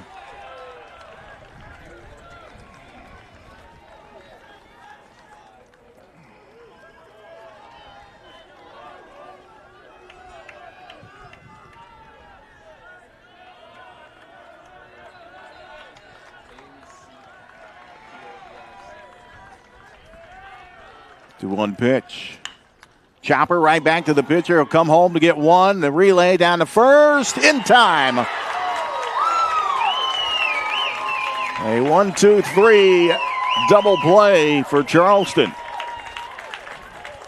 And nice work by the catcher and Drew Lucy as he got rid of that ball quickly and down the line at first base for the second out. Just with the intensities ratcheting up from Gomart Ballpark, just a shift in energy from one fan base to the other, and great work for Peterson here to field this comebacker. Not Peterson, excuse me, Schultz to field that comebacker and deliver a strike to the plate. Really tough turn for Lucy. The catcher's role in that, I think, is always understated, making that pivot with that runner bearing down at you, and then a strong throw to first. Pitch outside for ball one. It's a really narrow window you have to hit as the catcher to make that throw and not hit the batter runner going down the line, because all sorts of things could go wrong at that point. Jared Laverne, the right fielder, 1 for 2 today, as Charleston not out of the woods yet. Schultz sets, delivers, and a fastball paints the outer part of the plate. 1-1 to count. Maynard down at third base, Ballstick at second base with 2 outs.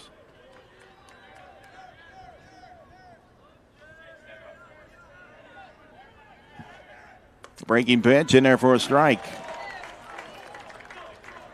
1 ball, 2 strikes now on Laverne.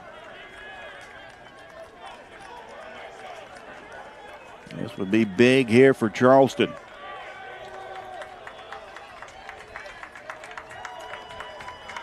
The 1-2 delivery. Breaking pitch. Down and away for ball 2, 2-2.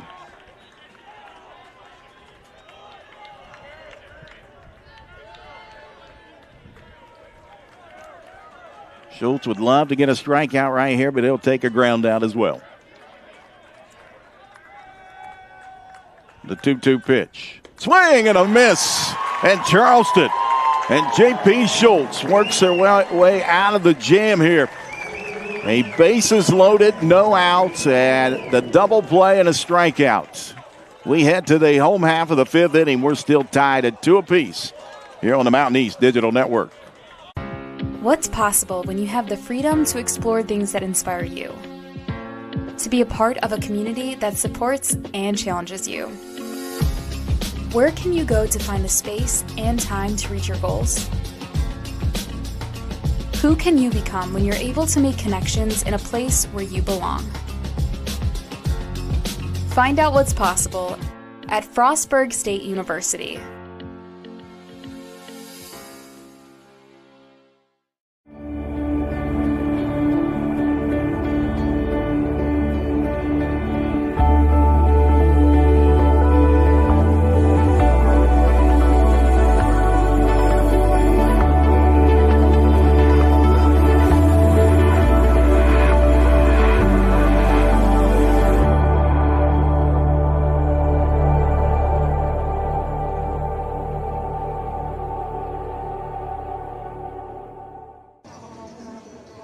Welcome back inside Gomart Ballpark here in downtown Charleston. Jack Wither alongside Eric Little. Beautiful day for some college baseball. We've got 2 of them here today. Charleston and Concord all tied up here in the bottom of the 5th. Later on this afternoon, it'll be Glenville State and Frostburg State. Frostburg State, Eric, right now in the driver's seat, have not lost yet. Glenville State has lost 1. They'll play for their season. A scrappy Glenville State team. Yeah, they've been resilient and coming back from maybe the most difficult loss the tournament handed to them by these Charleston Golden Eagles yesterday. They went into the game's final play up 2 runs, and they ended up losing 5-4, and then had to turn around and come back and play at 7 o'clock yesterday evening. but it's their pitching where they get that resilience. Their top 3 pitchers have thrown a ton in this tournament, and they keep leaning on those guys, and they will until the well runs dry, I think. Riley Nicholas back out on the mound for the Mountain Lions. 56 pitches so far as that one dives away from the right-handed hitting Maxwell Lane. And again, if Glenville's able to win that, that sends us to a championship Sunday scenario with 3 teams still alive for the championship. The 1-0 pitch, fastball. That one laced out into the gap in right center field. That'll get down. A one hop off the wall and a stand-up double for Maxwell Lane to lead things off here for the Golden Eagles. He hit the ball on the screws in the second inning, but flew out to left field, went the other way with this pitch. Short hop the fence, and it got a lively turf hop out there. That almost went over for a book rule double. You see that hit very high on the Mr. B sign. That went just below the yellow tape. Mr. B, are they based out of Parkersburg? Sure are. Yeah, that's what I thought. I have not toured the factory, but I've been to the site there. There's a little reception area out front. Is that off of Camden Avenue? It is off of Grand Central. Okay.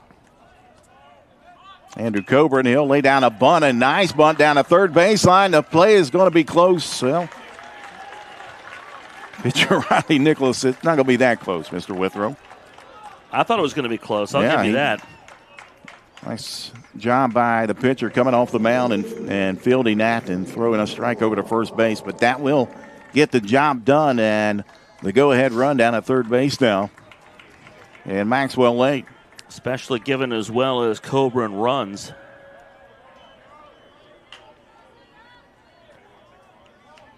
So now one out and a runner in scoring position at third base for Colin Kemp.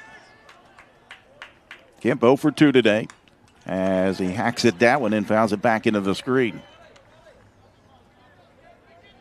246 hitter coming into today with 7 doubles, 34 runs batted in.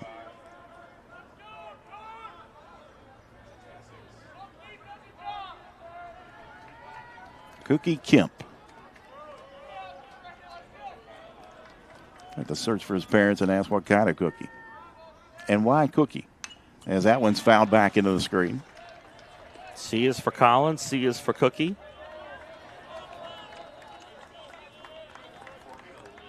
I teed that one up for you, didn't I? Striped it. No balls, 2 strikes on Kemp. What's your favorite cookie? I like an oatmeal raisin cookie the best. But then chocolate chip. I'm a chocolate chip guy all the way. 0-2 delivery. Fastball just misses. 1-2 as action in the bullpen. A lefty and righty for Concord warming up down the right field line. Charleston still some action down in their bullpen. Nobody throwing, but just milling around. The 1-2 pitch and a breaking pitch. Ground ball left side. That'll get through, and Charleston will take the lead 3-2. Colin Kemp delivers into left field for the RBI single. His 35th run batted in on the season, and Charleston with a one-run lead.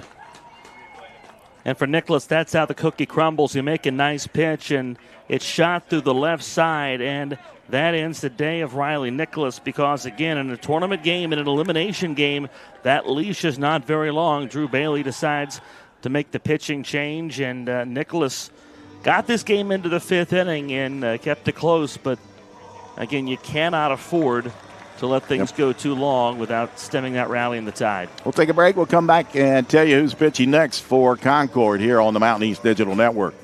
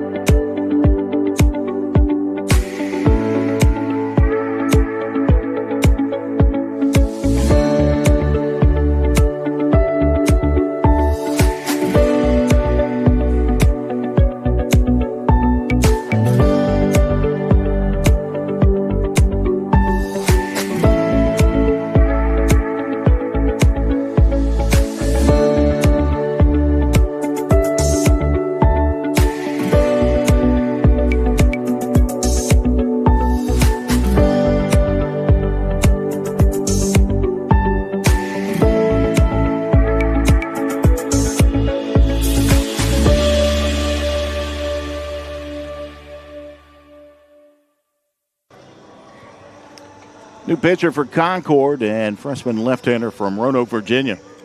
And Brogan Dent will take over on the mound for starting pitcher Riley Nicholas. All of Dent's appearances this year have been out of that bullpen for his head coach, Drew Bailey.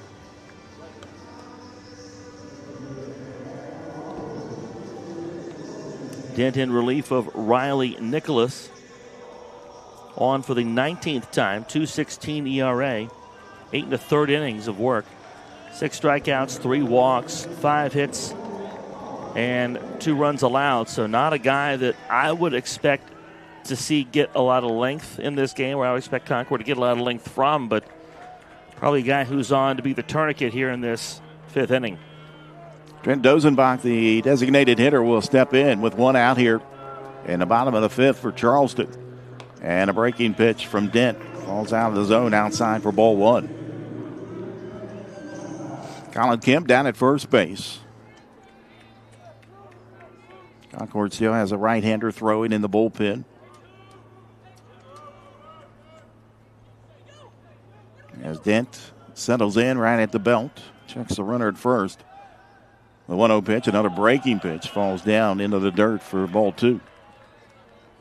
Good crowd on hand today, Eric, as the sun has peeked out and looks like it may stay for a while. That's the weekend, and I think if you got some neutral baseball fans in the area, maybe they're coming out to see this. Weren't able to do so earlier in the week. Beautiful day for it, you know. All the above. 2 balls, no strikes on Dozenbach. Fastball, and he delivers into right field. That'll move Kemp up 90 feet. And now runners at first and second for Derek Cease, but that may be all we see of Brogan Dent, and it will be. Came in, faced 1 batter, and Concord will make a pitching change. And again, we'll come back and tell you it is on the Mountain East Digital Network. What's possible when you have the freedom to explore things that inspire you? To be a part of a community that supports and challenges you. Where can you go to find the space and time to reach your goals? Who can you become when you're able to make connections in a place where you belong? Find out what's possible at Frostburg State University. It's about unlocking your potential and discovering your purpose. It's about community and how we can better serve others. It's about learning and doing. It's about the journey and the road getting there. It's about opportunities and the endless possibilities. It's about finding where you belong, and it is here at Concord University. It's about you, and it starts with you.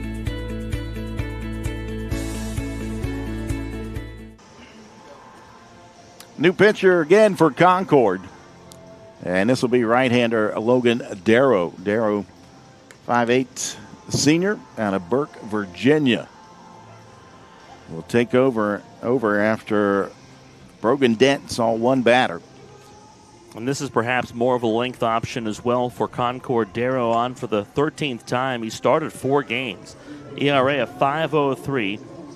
Darrow in 34 innings has allowed 39 hits, 19 earned runs, 24 strikeouts to 12 walks. At opponents batting .285 against him. So, again, teams have had success against Darrow, but if this is his day and he's on, I would imagine he'll be given the ability to take this game a little deeper than the 5th inning. So 1 out, 10 runners at first and second for Charleston. Derek Cease, the left fielder, single to left center field, his last time at the plate. Looks at a fastball in there, a strike from Darrow. In the major leagues in October, you hear managers talk about the trust tree. You know, the relievers and the pitchers that they trust and in what order. I think it's a little bit different here at the college level. Maybe you trust a lot of guys, but you only trust them to do specific things in certain situations and so on and so forth. A 1 pitch. Misses low, 1-1 to count. See, singled back in the bottom half of the 3rd inning. We're talking about this in break. It seems like Dent came on to face the lefty, and it didn't work, so he left. And then now the longer option in Darrow. There's nobody warming in the bullpen, so this is Darrow's game for at least a little bit. Yes. 1-1 to count on Cease. As Darrow checks the runner, now delivers in, and that one. Time called. It's a violation. Yep. Pitch clock violation. 2-1.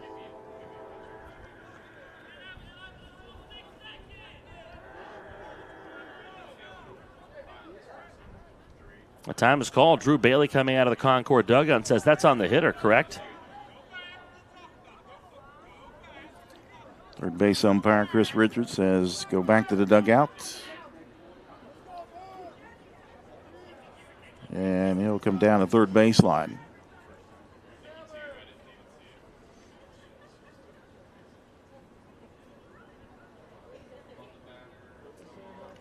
So the discussion is, well, there is no more discussion because it was called on the pitcher, the pitch clock, and now Drew Bailey back out of the dugout, arguing his point. So 2 balls and a strike.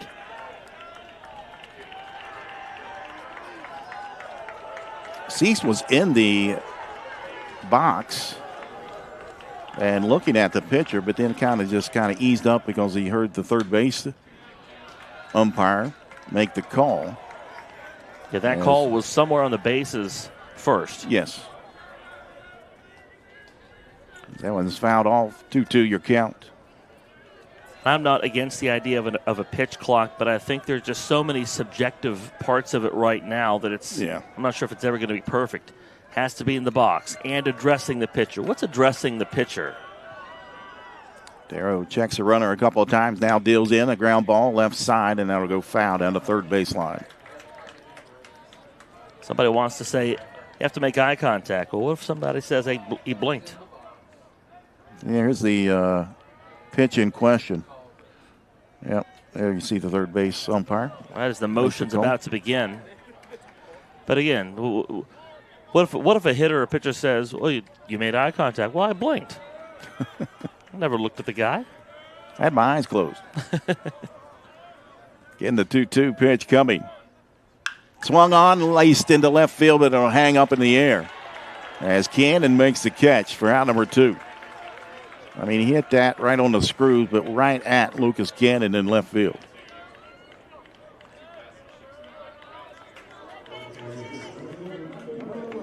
So now 2 outs for Abe Fenwick, who has popped up twice.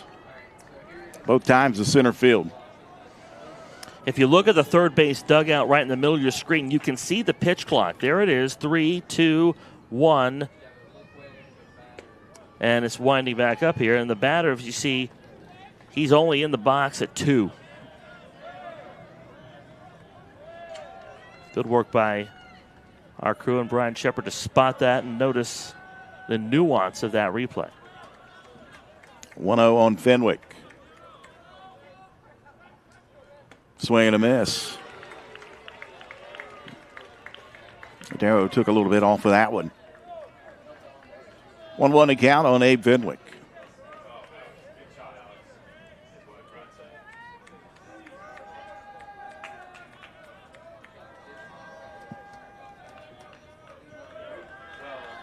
Two outs, runners at first and second for the Golden Eagles. 1-1 pitch, misses outside, 2-1.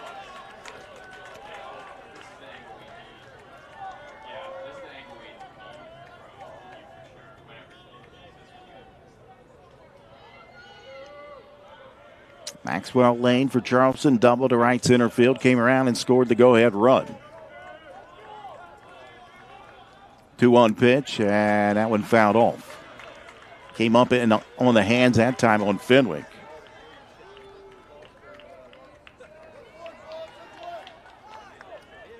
To the count.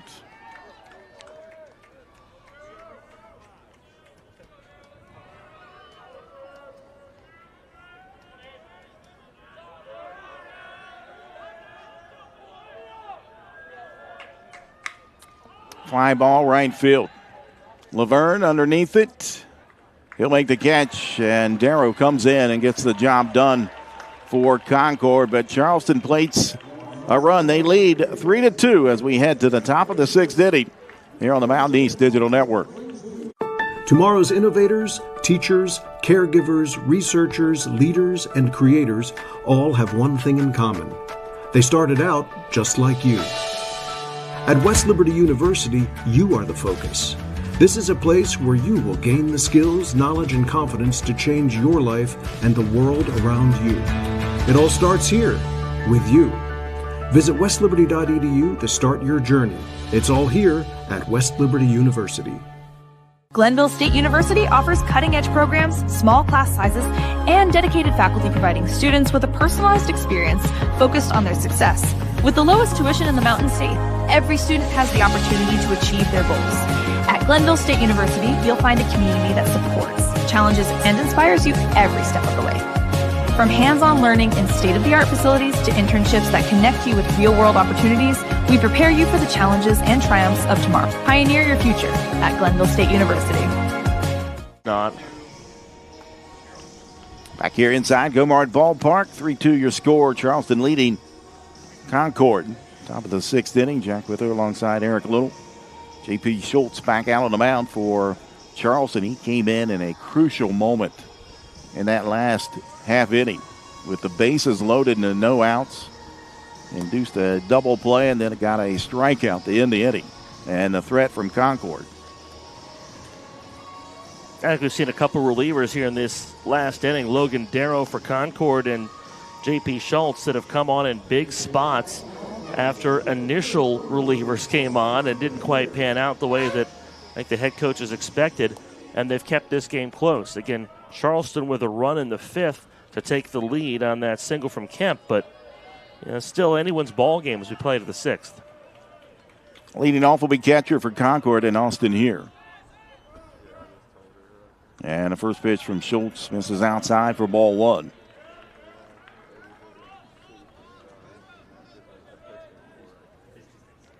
Here lined out to third base, his first at bat, then drew a walk. Back in the 4th inning.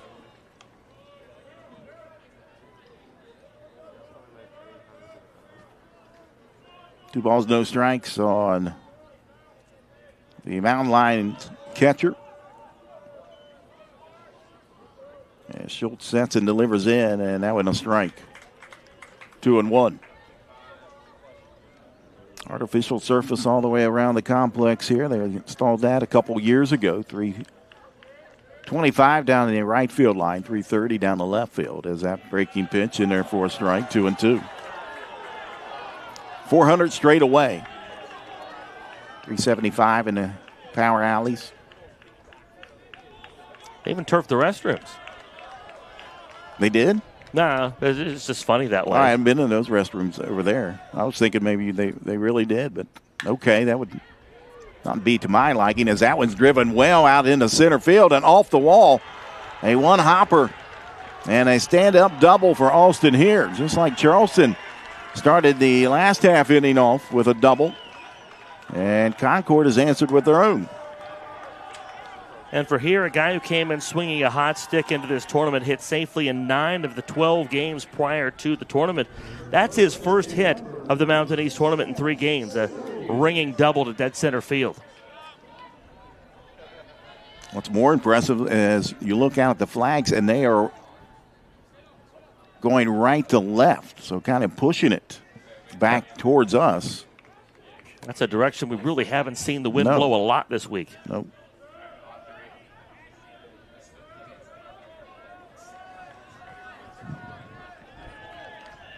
Sam Stowe will step in to first base, but he's 0 for 1 today.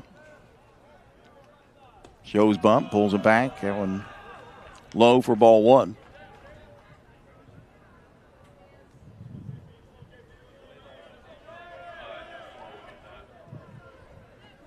That wind kind of picking up just a bit more here around Gomard Ballpark. Corners of the infields creeping in for Charleston. A breaking pitch. That one hit over on the left side. Coburn Fields, he'll fire across for the out.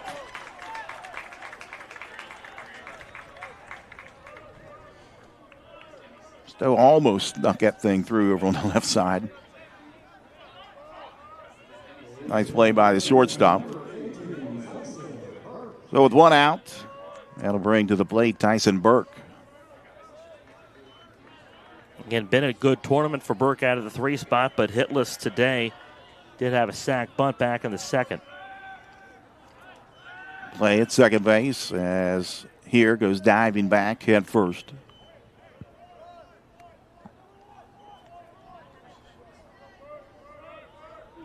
Burke lined out to center field his last time at the plate.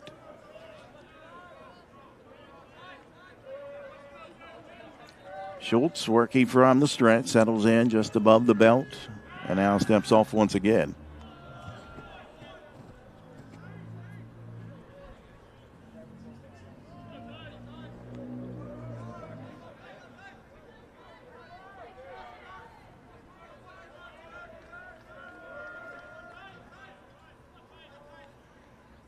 A breaking pitch and there a strike.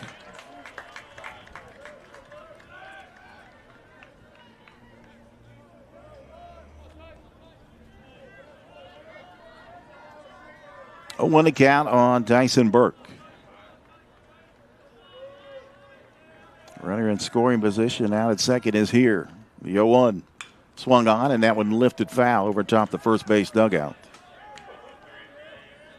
No balls and 2 strikes. You see some fans from Glenville State, Frostburg State, starting to arrive at the ballpark today. The last few innings of this game is going to have a really nice crowd. 0-2 delivery. Breaking pitch popped up over on the right side. Shallow right field coming in is Lane, and he'll call off Stansbury. Makes the grab. 2 down. Lane went a long way, but in those situations, you really have to defer to the guy who's got everything in front of him. And though Lane ran a long way in, he had it all in front of him, and he had the best look at it. Also fighting that wind that has picked up here. Now blowing out toward just kind of swirling around. Blowing out toward left field. First time I've seen it go that direction this tournament. Top of the order back up, and shortstop Nick DeSanti is 0 for 2 today. He has drawn a walk. Came around and scored a run back in the first inning as that one misses outside and high for ball 1. I think if Concord can tie this game here, I think we may stay tied for a couple innings. You could see this getting deep into the game, knotted. Schultz checks the runner. Fastball in there, a strike. Evens up the count at 1-1.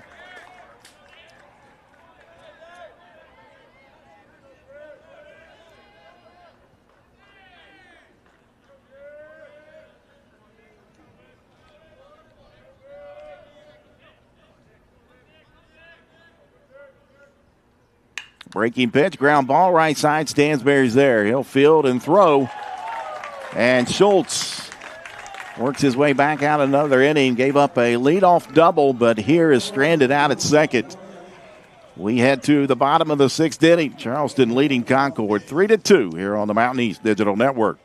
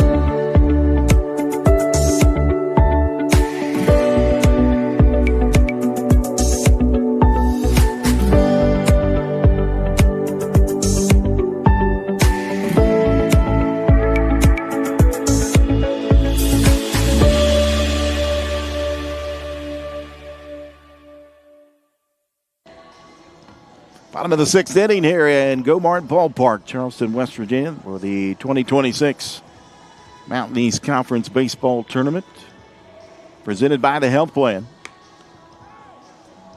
Jack Wither alongside Eric Little. Michael Schultz will join us for Game 2 today, Frostburg State and Glenville State.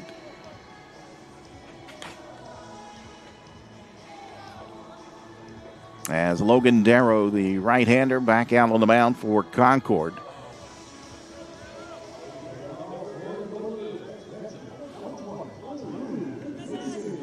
Leading things off for the Golden Eagles, Drew Lucy.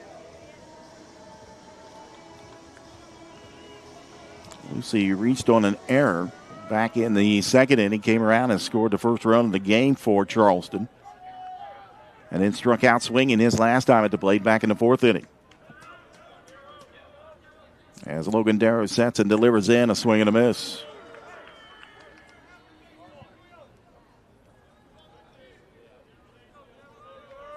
Darrow threw 11 pitches in that last half inning.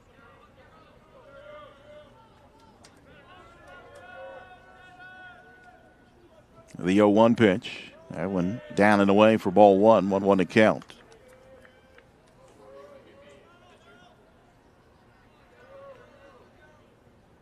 Down into Salem, it's a 5-4 ball game. Glenville State leading Charleston in the bottom of the second of that softball championship. The 1-1 pitch popped up. Right side, shallow right field. Going back is Maynard from his second base position. He'll make the catch. 1 out.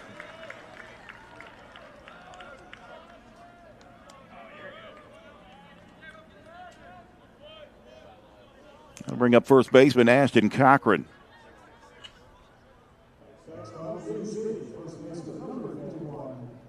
Cochran 0 for 1 today.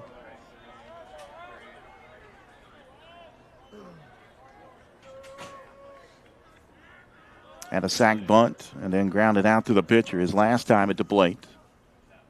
And he looks at that one in there, a strike from Darrow.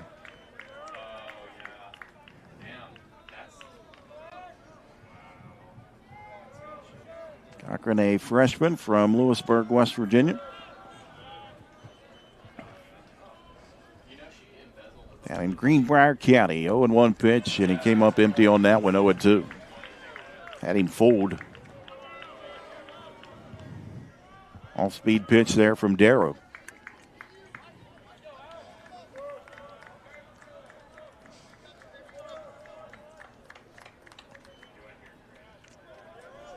Two delivery. Got him again with it. Came right back to the same pitch and a swing and a miss. Strikeout, 2 outs. 4 up, 4 down for Darrow since he's come on out of the bullpen with 1 out in the 5th inning. That is welcome news for a Concord team that would like to see him get this game deep while trailing by a run. John Stansberry 1 for 2 today. Will step in with 2 outs. And a first pitch swinging, pops it up and out of play down the first baseline. Stansberry doubled back in the second. Down the left field line. Came around and scored. And then he lined out to center field his last time at the plate. A 1 pitch, and that one fouled off. No balls, 2 strikes. Logan Darrow, senior out of Burke, Virginia. Played at Patrick and Henry Community College before making his way to Athens. Come for the Patrick, stay for the Henry.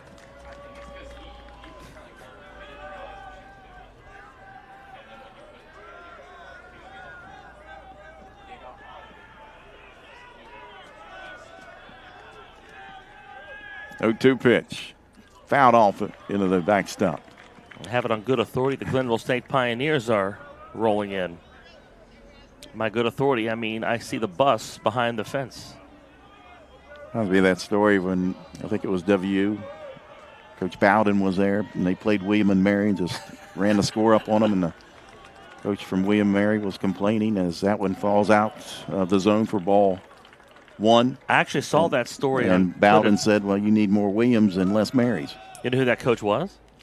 Somebody, I cannot remember. It's very, very familiar, though, to W fans. It is Lou Holtz. That's first time those two met when Holtz was the coach of William and Mary and Bowden was the head coach at WVU. I saw it on Twitter just today. Ground ball, third base side, fielded. Burke, the long throw across the diamond. A 1-2-3 inning for Logan Darrow. And we are through 6 here in the capital city. Charleston leading Concord 3-2 on the Mountain East Digital Network. Davis and Elkins College continues leading the way, and we did not slow down, even during the global health crisis. We have secured private donations and grant funding to support our growing, successful, and now accelerated nursing programs. Davis and Elkins nursing graduates have repeatedly posted 100% passing rates on nursing boards and are sought after by health organizations of all sizes, specialties, and locations. They need nurses, and we train the best. For over 4 decades, the health plan has been rooted in your community and the state of West Virginia. A steady part of your family and your business.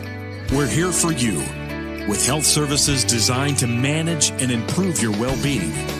The health plan is powered by a team of dedicated healthcare professionals and trusted local partners, because your health deserves more than just coverage. It deserves commitment.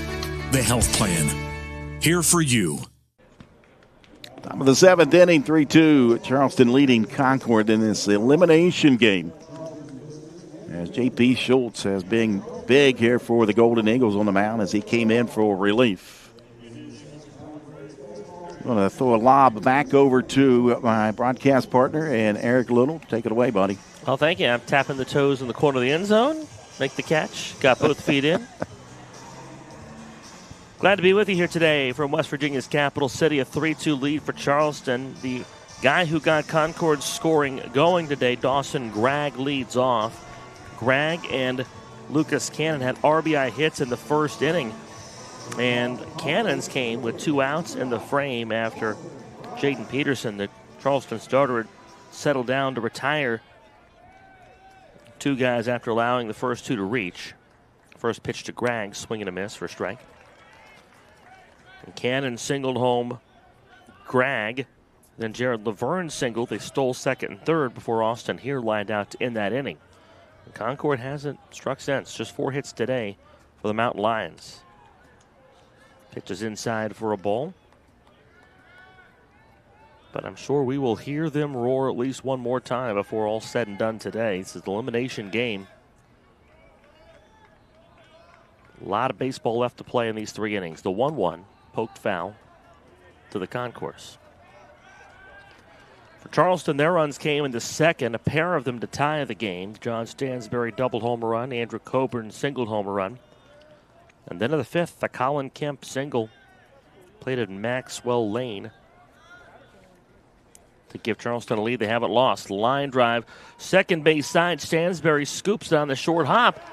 Nice trap for Stansberry. The throw to first in time. 1 away. Dawson Maynard to the dish. Stansberry was shifted back on the play and had to come up, make a difficult snag on the trap. Able to take the put out.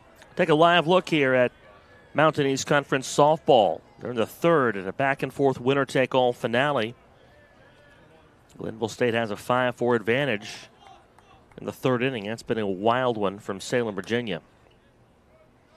Back here, a ball to Dawson Maynard. 1 away, top of the 7th. The pitch from Schultz. Rocket into center field. Abe Fenwick comes on, makes the catch. Liner hangs up for him, 2 outs. Seen that a few times here from both teams. Hard shots out in the outfield, especially center field, and the ball just kind of hangs up just enough for the center fielder to run in and make the catch. Those liners out there have a funny way of doing that, don't they? Yeah. I always hated that as a batter. You really got good wood on the bat, but or on the ball, but maybe too good. Yeah. The 1-0, or excuse me, the first pitch to Corbin Bostic. Outside for a ball. Thought maybe you'd already issued a pitch count. Karnak the magician here, you know. It's violation. Seeing things ahead of time. Check swing. Yep. Fouled that one off. Levels at 1-1. Again, the Glenville State Pioneers in the house, taking some seats on the 3rd base side to take in the rest of this game. The winner of this game advances all the way to the championship tomorrow. And will have to win twice tomorrow former or at least once West Virginia State Yellow Jacket, and Jimmy Mullins in his 13th season as the head coach of Glenville State. Corbin Bostic with 2 outs. Cold strike on the outer edge. Whoever wins this game would only have to win once to win the title if Glenville State knocks off Frostburg State in our late game. 2-2. Bouncer past the mound. Diving stop at second. Stansbury throws from the shoulders. Not in time. Nice play for Stansbury. Bostic reaches on the infield hit. And for Concord, that is just their 5th hit of the day. Great effort by Stansbury at second base. And like you said, they throw from that one knee. It wouldn't have been in time if it was a perfect throw. His shoulders parallel to the ground almost when he came up to make that throw. Lucas Cannon with a tying run aboard the pitch. Down and in for a ball. And that's actually kind of a dangerous play for Stansbury when you think about it, because it's a 1-run ball game in an elimination game. 0% chance of making that out. He very well could have thrown it into the dugout and given an extra base. Or thrown it wide of first and allowed Bostic to earn that extra base that way. I like the aggressiveness, but sometimes it's got to be measured. Cannon drove home Concord's last run in this game. The 1-0 to him. Down and in.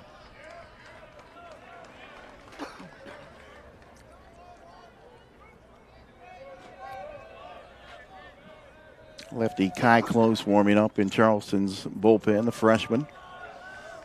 It's been a factor in their other games of the tournament. The 2-0. Bunt pulled back, and Cannon takes ball 3.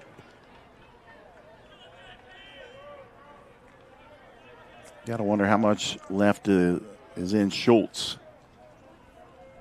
And he gave head coach Dean Peterson 2 quality innings. I feel like a lot of these guys are running pretty close to empty, but they're just going to keep going. The 3-0 was a get me over fastball for a strike. Again, seasons on the line. Seasons will end today. There's a chance some careers end today. Here's the 3-1.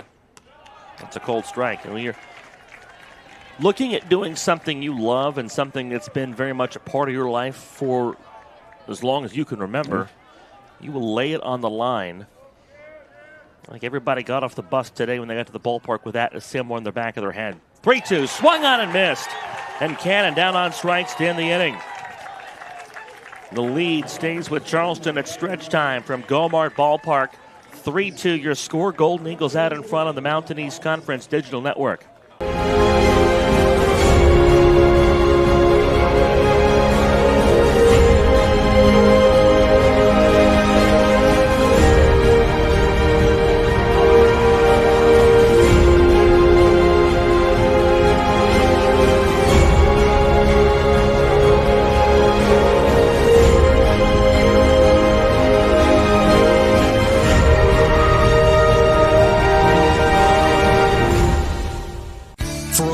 Decades, the health plan has been rooted in your community and the state of West Virginia. A steady part of your family and your business. We're here for you with health services designed to manage and improve your well-being. The health plan is powered by a team of dedicated healthcare professionals and trusted local partners, because your health deserves more than just coverage. It deserves commitment. The health plan. Here for you.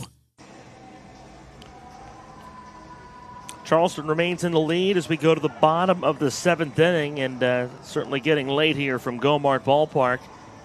A 3-2 lead for the Golden Eagles. They'll try in this bottom of the 7th inning to once again attempt to solve Logan Darrow, who has been strong out of the Concord bullpen. He's retired all 5 he's faced. Maxwell Lane leads off, the top of the order to follow. Again, the deciding run in this game scored in the 5th inning on Colin Kemp's Seeing eye single through the left side. Lane 1 for 2, doubled and scored on that Kemp single. The pitch, low and outside. Again, he's hit the ball in the screws twice today. So do not gloss over the fact that he's the 9 hitter. He definitely has some pop in that bat, and he's swinging a hot stick today. 1-0, rocketed into left down the line. It's a fair ball into the corner. Lane around first, chugging for second base. And the second double in as many at-bats for Maxwell Lane gives Charleston a leadoff man aboard in the 7th. Not only is he swinging a hot bat here in the tournament, at the end of the season, he came out and was just spraying around the ballpark, especially in that last series against West Virginia State. He continues here with that line drive double. First guy to reach against Lucas Darrow. So here's the top of the order, or Logan Darrow. Here's the top of the order, and Andrew Coburn popped up to the on-deck circle. It's the backstop. Only person that had to play on that was Cookie Kemp. He thought about it. He did. Instincts. Mm-hmm. Huge insurance run at second base for Charleston in this bottom of the 7th inning. Would really put the heat on Concord. The pitch bunted foul third base side, and Coburn in an 0-2 hole.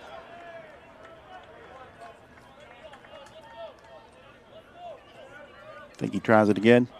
I do not. Honestly, I don't love the idea of him trying it. I didn't think you did with your answer. Nobody out. Guy at second base. He's already in scoring position. Play for the big inning. 0-2 from Darrow. It's outside. And he did not get Coburn to chase.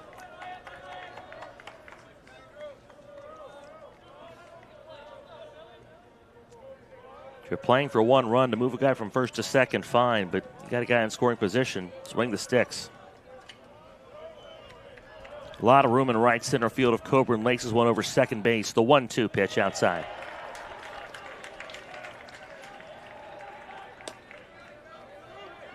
Heart of the order coming up for Charleston. Looking to stretch a 3-2 lead in what's been a tightly contested ball game. Go ahead. 27 walks on the season for Coburn. And he's had a couple important ones here as of late. Swung on and 2-2 ground or line foul to right.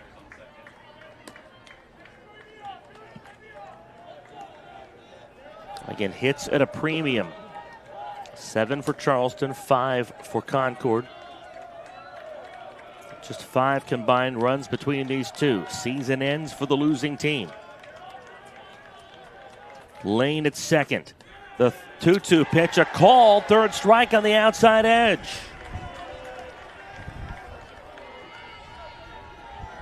Second ticket, Darrow's punch since coming out of the bullpen in the 5th inning. Great pitch. And that's one is too close to let that one go. I mean, Coburn might have thought it was a little low. It's only right there on the knees, though. Only the 3rd time a Concord pitcher's recorded a strikeout today. Kemp backs off of ball 1, and the ball off of Darrow's glove on the return throw. Safely gathered in by Dawson Maynard.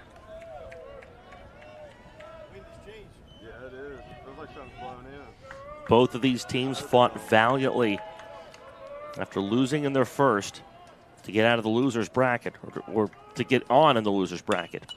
The 1-0 popped into the seats. Foul ball. Charleston with that stunning victory yesterday. Shocking Glenville State on the game's final play in our early game to win at 5-4. Then you go back to Thursday night. Complete game, 16 strikeout performance by Caden Varela-Payne, leaving it on the line for Concord. What's left in the tank for both teams? 1-run ball game, The 1-1. Roll to the left side. Scoop there by DeSanti. It's short throw. Gets away from Sam Stowe to third. Maxwell Lane.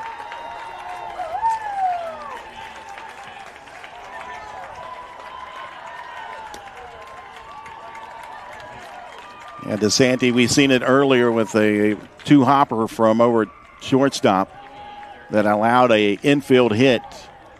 And again, that one hopped over and Stowe couldn't control it. So Kemp at first base on the throwing error. Lane to third. And now with one out, Charleston has that all-important insurance run at third base. Infield stays back. Bunt attempt pulled back. It's a ball upstairs to Trent Dosenbach. They check the swing. They say he didn't go. All the while, a ball gets out of the Charleston bullpen. So a lot of things going on. Who's catching down there? We've seen several of those come through. Fire the bullpen catcher. Now that's a job. A bullpen catcher in the major leagues. Jonathan Sieve.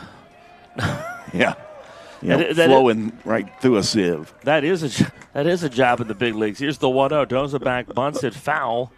First base side. That would be probably the best job you can have, I think. I'm told it is by people who have had that job because you get the meal money the players get. People do not realize you're not a player. They see you hang with the players. You can keep you can keep that job for 15, 20 years as long as your knees hold up. You travel, you stay in big league hotels, go to big league cities. You don't have to hit. The 1-1. Inside, did that hit the umpire or the catcher or both? I think it meant he got bat, catcher, umpire. The trifecta. Take a look at this again. Of course, we've been proven wrong in the past. Yep, bat catcher, shin guard, umpire. The trifecta. Like the Tootsie Roll Pops commercial. 1, 2, 3. And almost like the C. Wade tall boy trifecta as well. C. Wade in the house today. That he is. He was over next to us. I saw him walking around a couple places. Getting his steps in. He's mingling and being amongst the people. He's a man of the people. At the corners with one away. The 1-2 pitch off the plate. 1 ball, 2 strikes.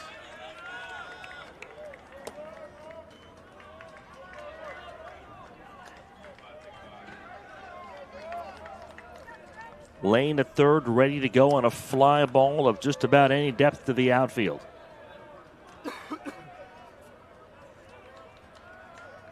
Here's the 2-2. Cranked foul. Sends them scattering in the Concord dugout. By the way, the C. Wade tall boy trifecta available at participating stores. Ask at the counter. Dosenbach looking for his second hit of the game. Darrow nods yes. The 2-2 high and away. Down to 4 teams in this tournament. Once this is done, we'll be down to 3. And again, Concord and Charleston have fought tooth and nail these last 2 games. They're fighting in this one too.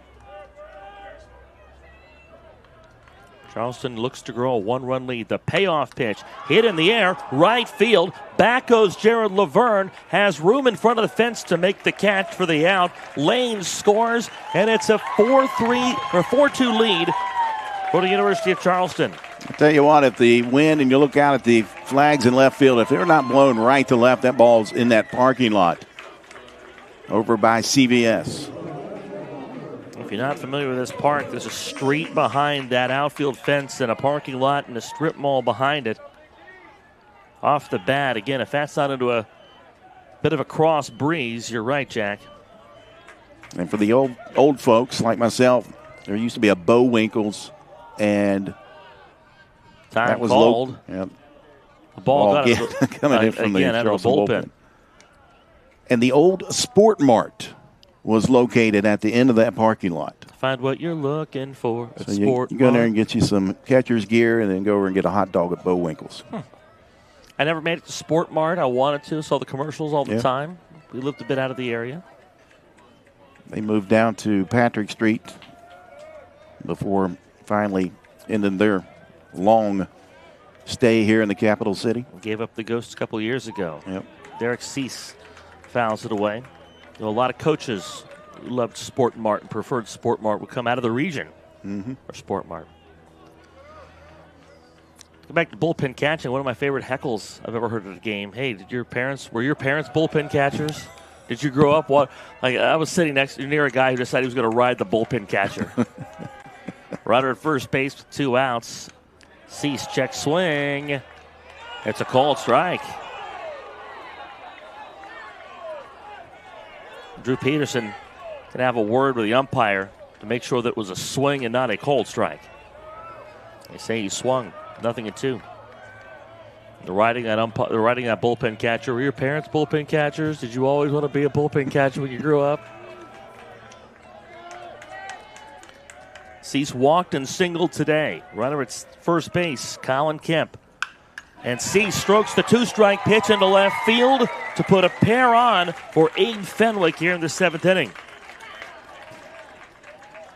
Yeah, good piece of hitting. Cease down in the count, 0-2, and got a pitch kind of elevated up in the zone and drove it out in the left field. That triggers some action in the Concord bullpen.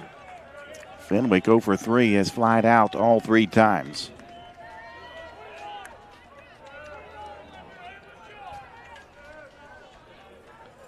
Fenwick can rip this game wide open. The pitch tapped foul. Softball and baseball not the only sport here in postseason. The men's golf team from several Mountain East Conference schools in action today up in Pennsylvania. And the NCAA Regional. Charleston right now at the top of the leaderboard along with Gannon. Ball gets away from the Concord bullpen, so both bullpen Whatever catchers. you can do, we can do better. Both bullpen catchers having some struggles today. Their parents did not want. Their parents were not bullpen catchers when he was growing up. First and second with 2 outs. The 0-1. Downstairs, ball 1. I wanted to see if you would do the golf read in a golf whisper. Hello, friends. Charleston leading. Welcome to Gilmart Ballpark on an idyllic, beautiful Saturday afternoon. The Mountain East Conference and the PGA Tour proudly present. They're first and second for Fenwick. 2 outs. The 1-1 high. Pitch count running up for Darrow as well. He is just shy of 50 pitches. He's been on since the 5th inning. Throwing 2 1/3 at this point. The 2-1. Roped towards second. It kicks away from Dawson Maynard into shallow center. Kemp around third. He'll score. Dosa back to third. They're going to try to wave him home. No, a late stop sign. Has to scamper back to third. The throw there in time. And Dosen back. Picked off third to end the inning. But the RBI single by Fenwick brings home another run. It's 5-2 Charleston. They get a couple crucial insurance runs in the 7th inning. A bad deflection for Concord. And a good cut by the first baseman, Sam Stowe. Here's the tag that puts Dosen back out to end this inning. And we go to the 8th inning on MEC TV. Charleston grows their lead to 5-2 from Charleston. A better life, a better job, a better you. So where do you start to build the skills necessary to get there? At West Virginia State, you are not just a number, you are who you choose to be. You receive personal attention from award-winning faculty. You study in nationally recognized programs. You learn the skills that will get you the job you know you can have. No matter where you want to go or what you want to do, it starts at State. Being a champion takes more than skill, more than endless drills, more than using your head. Being a champion takes the heart to give it your all, the agility to thrive from any angle, and the relentless drive to be the best. Welcome to Division 2, where the pursuit is yours to create, and the question isn't, can you do it? It's will you?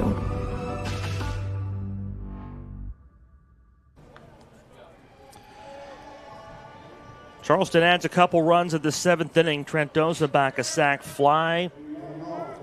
Abe Fenwick, the RBI single, and I misspoke. I thought I said Dozabak got backpicked at third. It was Derek Seiss taken off a third. A late stop sign put up by Charleston head coach Drew Peterson. And good work by the infield, Sam Stowe, first baseman, to make the cut and then to realize he had an out of third, and he got it. But a pair of runs for Charleston. The lead grows to 5-2. A ball to Jared Laverne.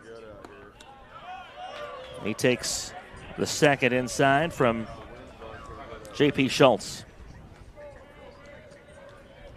Looks like Schultz was struggling just a bit there in that last half inning, but came back strong. I think we are firmly into the all-hands-on-deck portion of this game. Ball to 3 to Jared Laverne. From a pitching standpoint, at least. As action in the Concord bullpen we mentioned earlier didn't pay that off. That's Joseph Hastings down there getting it ramped up. The 3-0 catches the edge. Cold strike to the freshman Jared Laverne, who sits safely in all 3 of Concord's games in this tournament. Clouds roll in to cover what was a pretty sky. The 3-1. Grounder to the right side. Tough play at second. Stansbury charges. Shovel pass. Got it at first. Didn't trust flipping it with the glove. No, went with the, like you said, shovel pass. Shovel pass. I thought he was going to do the scoop and flip. Like if you're out there cleaning up after a dog. Time called. This looks like it'll be the end of the line for J.P. Schultz. A good time for us to break away then. 5-2, Charleston the lead with 1 away and the bases clean in the top of the 8th inning. We had a pitching change from Gomart Ballpark in this elimination game on MEC TV.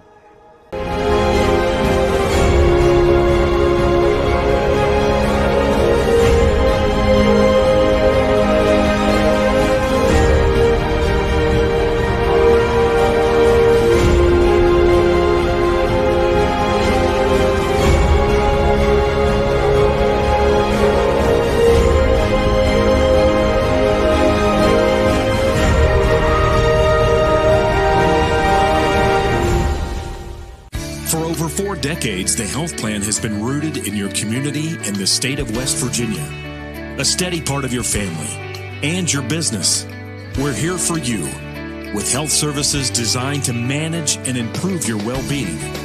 The health plan is powered by a team of dedicated healthcare professionals and trusted local partners. Because your health deserves more than just coverage. It deserves commitment. The health plan. Here for you. As we said, firmly into the all-hands-on-deck portion of this game and this tournament for Charleston. Their starter from Game 1, Landon Ingram, on out of the bullpen, the right-hander in relief of J.P. Schultz with 1 away in the 8th inning.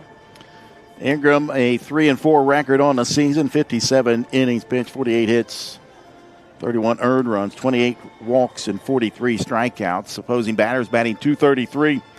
Against the rider from Louisville, Kentucky. He's got a 5.89 ERA in 13 appearances. 10 starts on the season, including, like you said, Eric, he was the Game 1 starter. Excellent work for J.P. Schultz in 3 scoreless innings, a 2-hit ball, 1 walk, 2 strikeouts.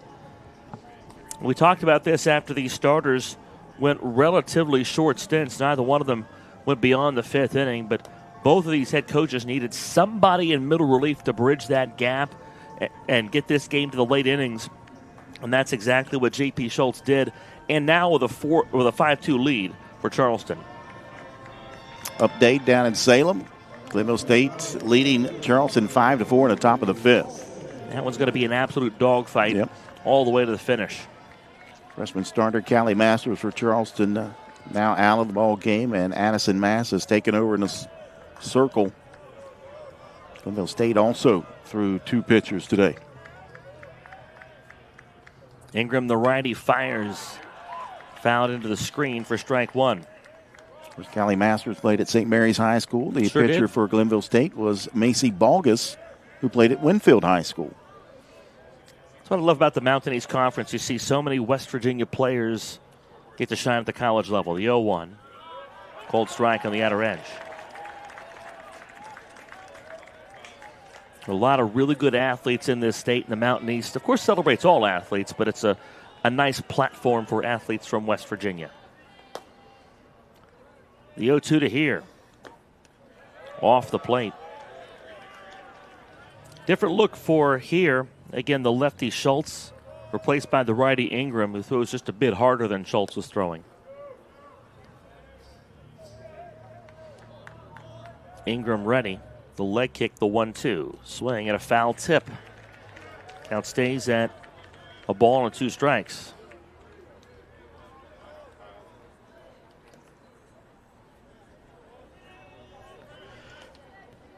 Again, Ingram pitched on Thursday afternoon in Charleston's first game in this tournament.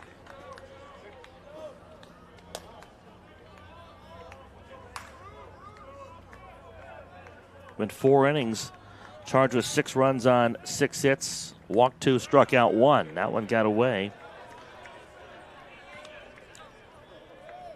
2 balls and 2 strikes. Threw 62 pitches in that game on Thursday afternoon. So with a day of rest, Ingram with the season on the line, trying to hold on to a 5-2 lead. Here grounds the 2-2. Past a diving Andrew Coburn at shortstop into center field for a base hit. And after going hitless in the first 2.5 games of this tournament, here has hits in his last 2 at-bats. Here's Sam Stowe, and I thought, based on where Coburn was, and when I saw him go to that dive, I thought he was going to get that ball, Yeah, Jack. just missed it. A good effort by the freshman shortstop out of Ontario. Just a little overcooked on the dive. Stowe looking for his first hit of the day. Swings and misses.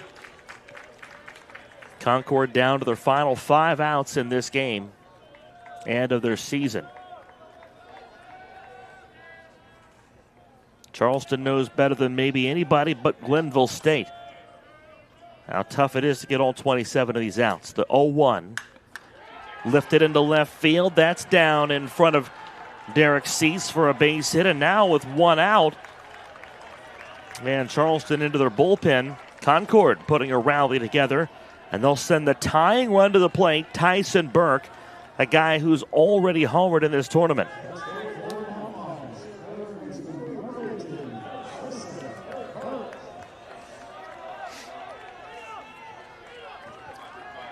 Burke 0 for 2 today, a sack bunt, and then he lined out to center field and flew out to right field his last time at the plate.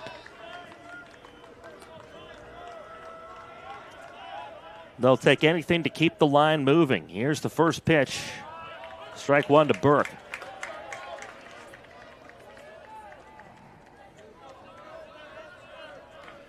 This game nearing the 3-hour mark. Feel like it is nowhere near over. A lot of plot twists to come. The 0-1 popped on the infield.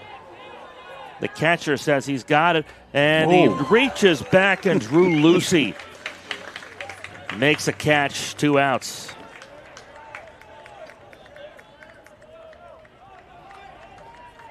So a tough play by Drew Lucy, and if that came back fair, that was going to be an infield fly.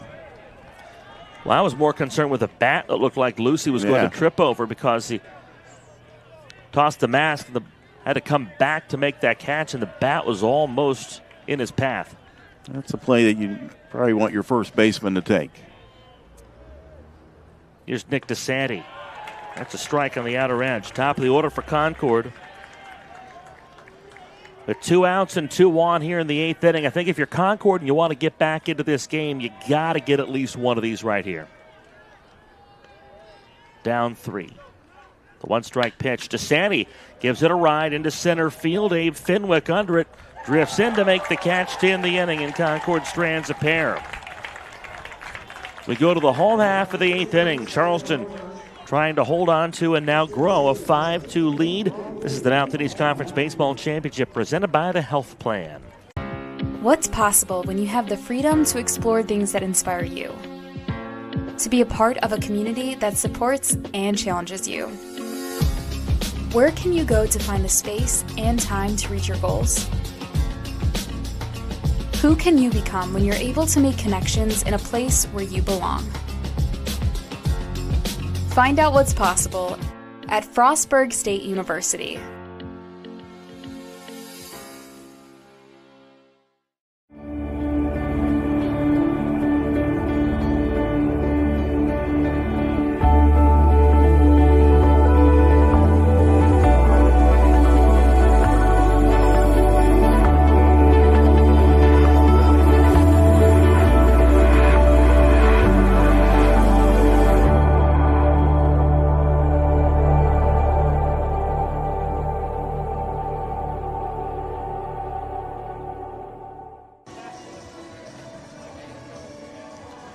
New pitcher on for Concord is Joseph Hastings as we go to the bottom of the 8th inning.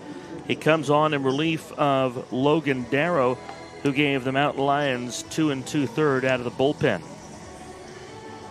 And Hastings, the 4th pitch of the afternoon for the Concord Mountain Lions. Darrow surrendered 2 runs on 3 hits. Didn't walk anybody and struck out a pair. 13 appearances for Hastings. He's got 1 start, so the majority coming down the bullpen. 14 1/3 innings pitched. Giving up 17 hits, 14 runs, 10 earned, 5 walks, and 14 strikeouts. A .283 batting average against Hastings, as he's got a 1-1 record and a 6.28 ERA.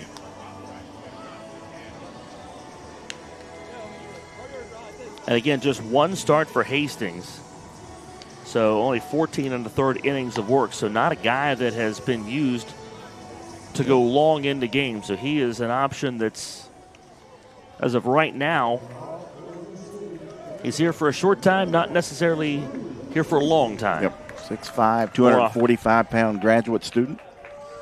More often than not, that would be the case, or most likely, rather. Transferred from Virginia State.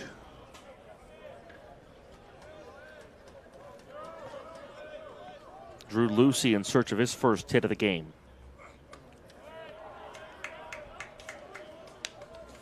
Ball 1 inside. Don't think Hastings executed that to his satisfaction.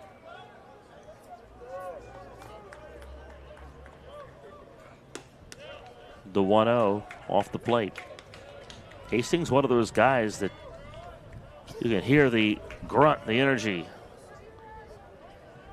when he delivers the pitch.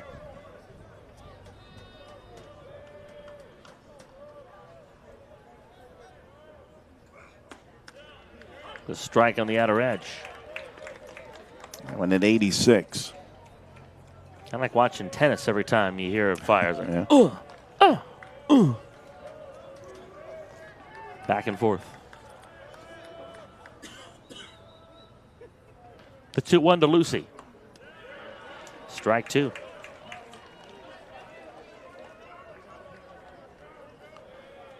Deep into this ball game, Charleston trying to grow a 5-2 lead. The winner moves on to the championship round tomorrow.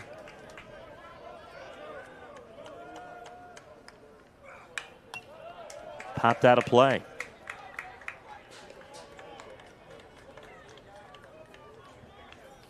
The loser bows out of the tournament and leaves just 3 teams standing. Glenville State and Frostburg play next. If Glenville State upsets Frostburg, then we'll have 3 one-loss teams left, and they'll battle it out tomorrow. The 2-2 swung out and missed. Lucy down on strikes. Then this tournament will go to the tertiary bracket, Jack. The old tertiary. We're back into the secondary already. The tertiary would be invoked. Do we get cake for that? I think we should. I think we should celebrate anytime you can get to the tertiary. I think you and I need to go make a case to Reed Amos after this game and see if he can get us cake in that event. But only that event. True. Otherwise, I don't need cake. I mean, I'm never going to turn down cake, but we will not have earned it at that point. The 1-0 to Cochran. Bouncing ball, third base side, tough play. Burke gloves, throws on the run. Another fine play at third by Tyson Burke. We've talked about his offense out of the 9 spot of the batting order, but he's come up pretty big with the glove in this one as well, Jack. Yeah, a couple of good plays for Burke over third base side.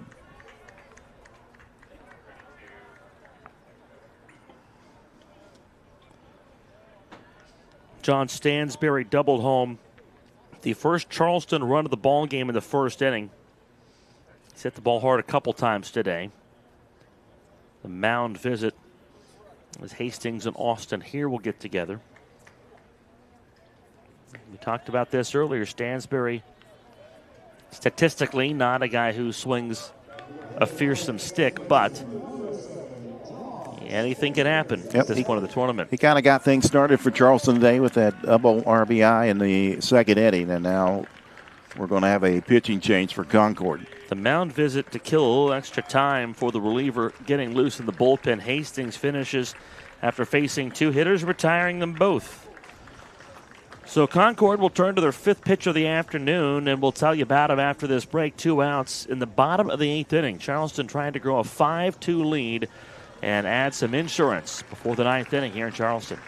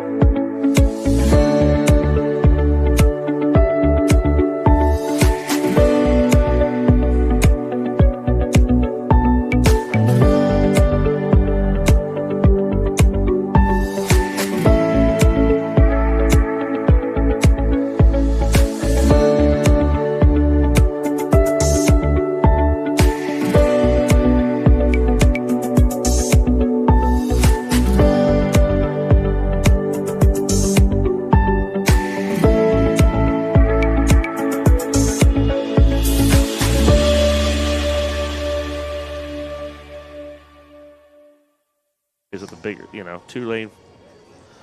Kerry Collins on out of the Concord bullpen here with 2 outs in the 8th inning. Charleston trying to stretch a 5-2 lead before this game gets to the 9th. And again, Kerry Collins, the new pitcher, a right-hander. 6'4", 210 senior out of Bluefield, West Virginia. Played at Bluefield State before making his way. Of course, head coach and Drew Bailey, also the head coach at Bluefield State before coming over to Athens and taking over the program at Concord. Quite a few players with him. 15th outing of the year for Collins. 7 of his outings have been starts, so he's a guy who can get some length. Although for Concord's sake, they're hoping just to get the 1 out and get this game into the 9th inning. But Collins could be a guy who finishes this in the bottom of the 9th. We'll see what they go with there. 6.87 ERA and 38 innings. He's allowed 56 hits and 29 earned runs. 31 strikeouts, 14 walks. Collins has been susceptible to the long ball. He's allowed 8 dingers this season. Assistant coach for Charleston and Cal Watson popped out of the dugout there, retrieved the ball. I want to say hi to his mom, Kay Watson, down in Fort Worth, Texas. I know she's watching. Big baseball fan. She's a big fan of hot dogs at the ballpark as well. Stansberry hit in the back of the leg by the first pitch from Kerry Collins. Which brings the question, what do you like on your hot dog? Depends on what I'm doing. If I'm not working and I'm just relaxing and having a dog, I'll go get some sauce. I always like to try the sauces. If I'm working, I just go ketchup because I don't want stuff to get caught in my throat. Sometimes the meat and sauce tends to do that for me. So you live in St. Mary's. No slaw? No, I don't do slaw. Yeah, you're above the line. A slaw line, a definite thing. Look it up if you don't know. Right about Jane Lou works its way across Harrison County, Doddridge County, and a bit gerrymandered. Yes. The 1-0 to lanes. Much like a two-lane road through West Virginia. It is serpentine. So a 2-out base runner here in the 8th inning for Charleston. Lane has doubled in each of his last 2 at-bats, and he's hit the ball in the screws all 3 times today. Ready for the 1-1 from Kerry Collins. Lane drives it through the right side, a base hit. Stansbury got a good break. He's around second, digging for third there without a throw with 2 outs. Golden Eagles on the lines for the top of the order, and Andrew Coburn. 3-hit ball game here for Maxwell Lane. Hit number 10 for the Charleston Golden Eagles. Pulling away late, running out of gas. I'm assuming that I've answered a question that I've either posed on the air and off the air. I don't think Caden Varela-Payne is available in this game for Concord. Pitches outside for a ball. If that were going to be deployed, then I think we would have seen that option by now. Yeah, you would have already seen that, but like I said, he threw 134 pitches the other night. He's probably on the shelf. One would hope. The 1-0 downstairs. A right-hander cranking it up down the line. So Hastings retired the first 2 he faced. Then Collins has allowed 2 to reach on a hit batsman and a single. They're at the corners with 2 outs. The 2-0 to Coburn high. 3 balls and no strikes.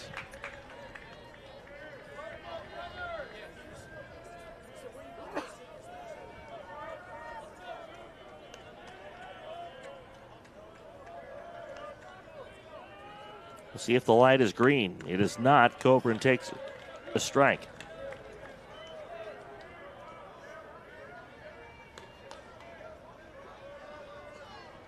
Charleston threatening to add to a 5-2 lead here in the bottom of the 8th inning. Runner goes from first, stops, trying to draw a balk. He's just standing there between first and second. The pitch. A called strike on the outer edge from Collins. Trying to get a rundown and trying to... Or maybe even a balk. A balk, a rundown. Try to bring that run home from third. And create chaos on the base pass. So they're at second and third for Coburn with 2 outs. Colin Kemp has hit well today. He's on deck. The 3-2 gets past the catcher. Here comes the runner from third. Shovel past the tag. In time to retire John Stansbury and end this inning. What a tag from Kerry Collins. Austin here was going to try to make that play himself. Thought at the last minute he needed to shovel this to Collins. And the tag arriving with the ball and the runner. A bang-bang play. That's the best look right there. Tag comes on the arm. Stansbury shy of the dish. What an athletic play from both here and Collins. On a wild pitch on ball 4, Stansbury tagged out to end the inning.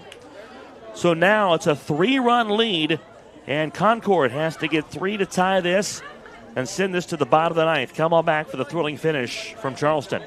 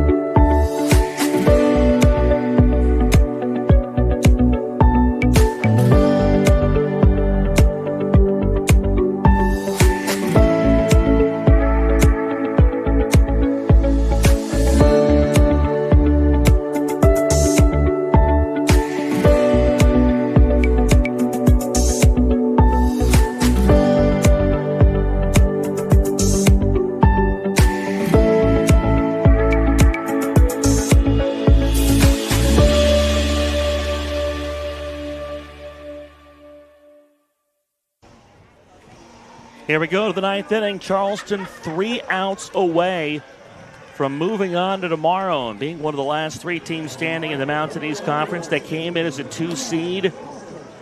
They lead at 5-2. They were down 2-0 early, scored twice in the second to tie it, took a lead in the 5th on the RBI single from Colin Kemp and added 2 insurance runs in the 7th. Concord has the 2, 3, and 4 hitters up. Dawson, Gregg, Landon Ingram remains on the mound and fires low. It's a ball.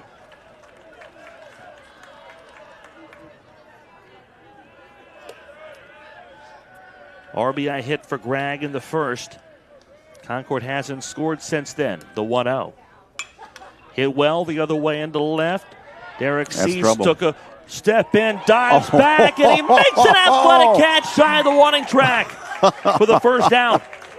He took a couple of steps in, and it was on him. And he recovered nicely, though. You take a look at the replay and laid out to grab that one.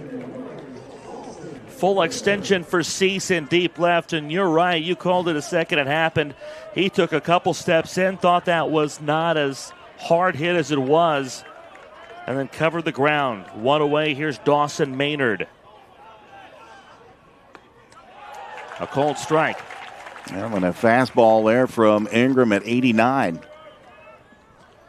Frostburg State and Glenville State on deck.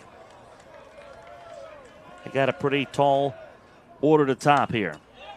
The 0-1 tap foul.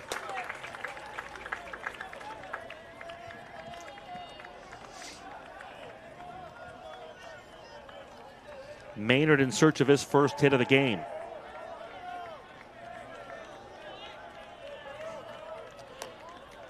Landon Ingram holds the set.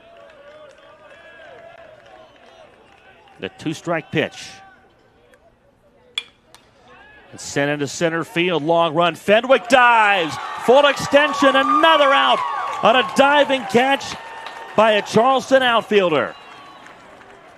Sometimes you need the big defensive plays, and Charleston's coming up with 2 here in this top of the 9th inning. First from Cease out in left field, and now Abe Fenwick stretching that 6'4" frame out and coming up with the diving catch for out number 2. Fenwick was late to break. I think maybe a little influenced by what he just saw out of Cease.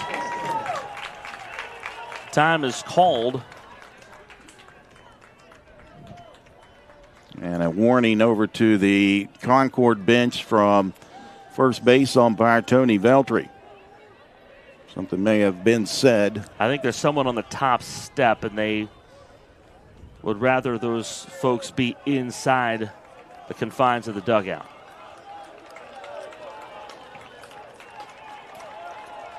Corbin Bostic, the last hope for Concord, down 3 in the 9th inning. The pitch in there for strike.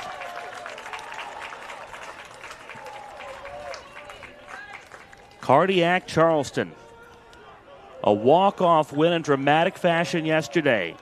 They score the final 5 runs of this one. Unless Concord has anything to say about it right now. And they make 2 diving catches in the outfield in the 9th inning. And as tired as this team has to be, the adrenaline running pretty high through the wings of these Golden Eagles. Here's the 1-1. Down and in.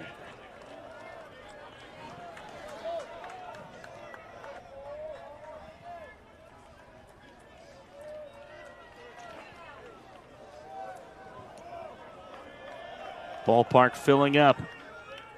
A lot of folks for both games here. Crowd at full tilt. The 2-1 on the outer corner. A cold strike, and now Charleston 1 strike away from advancing to the final day of this Mountain East Conference tournament.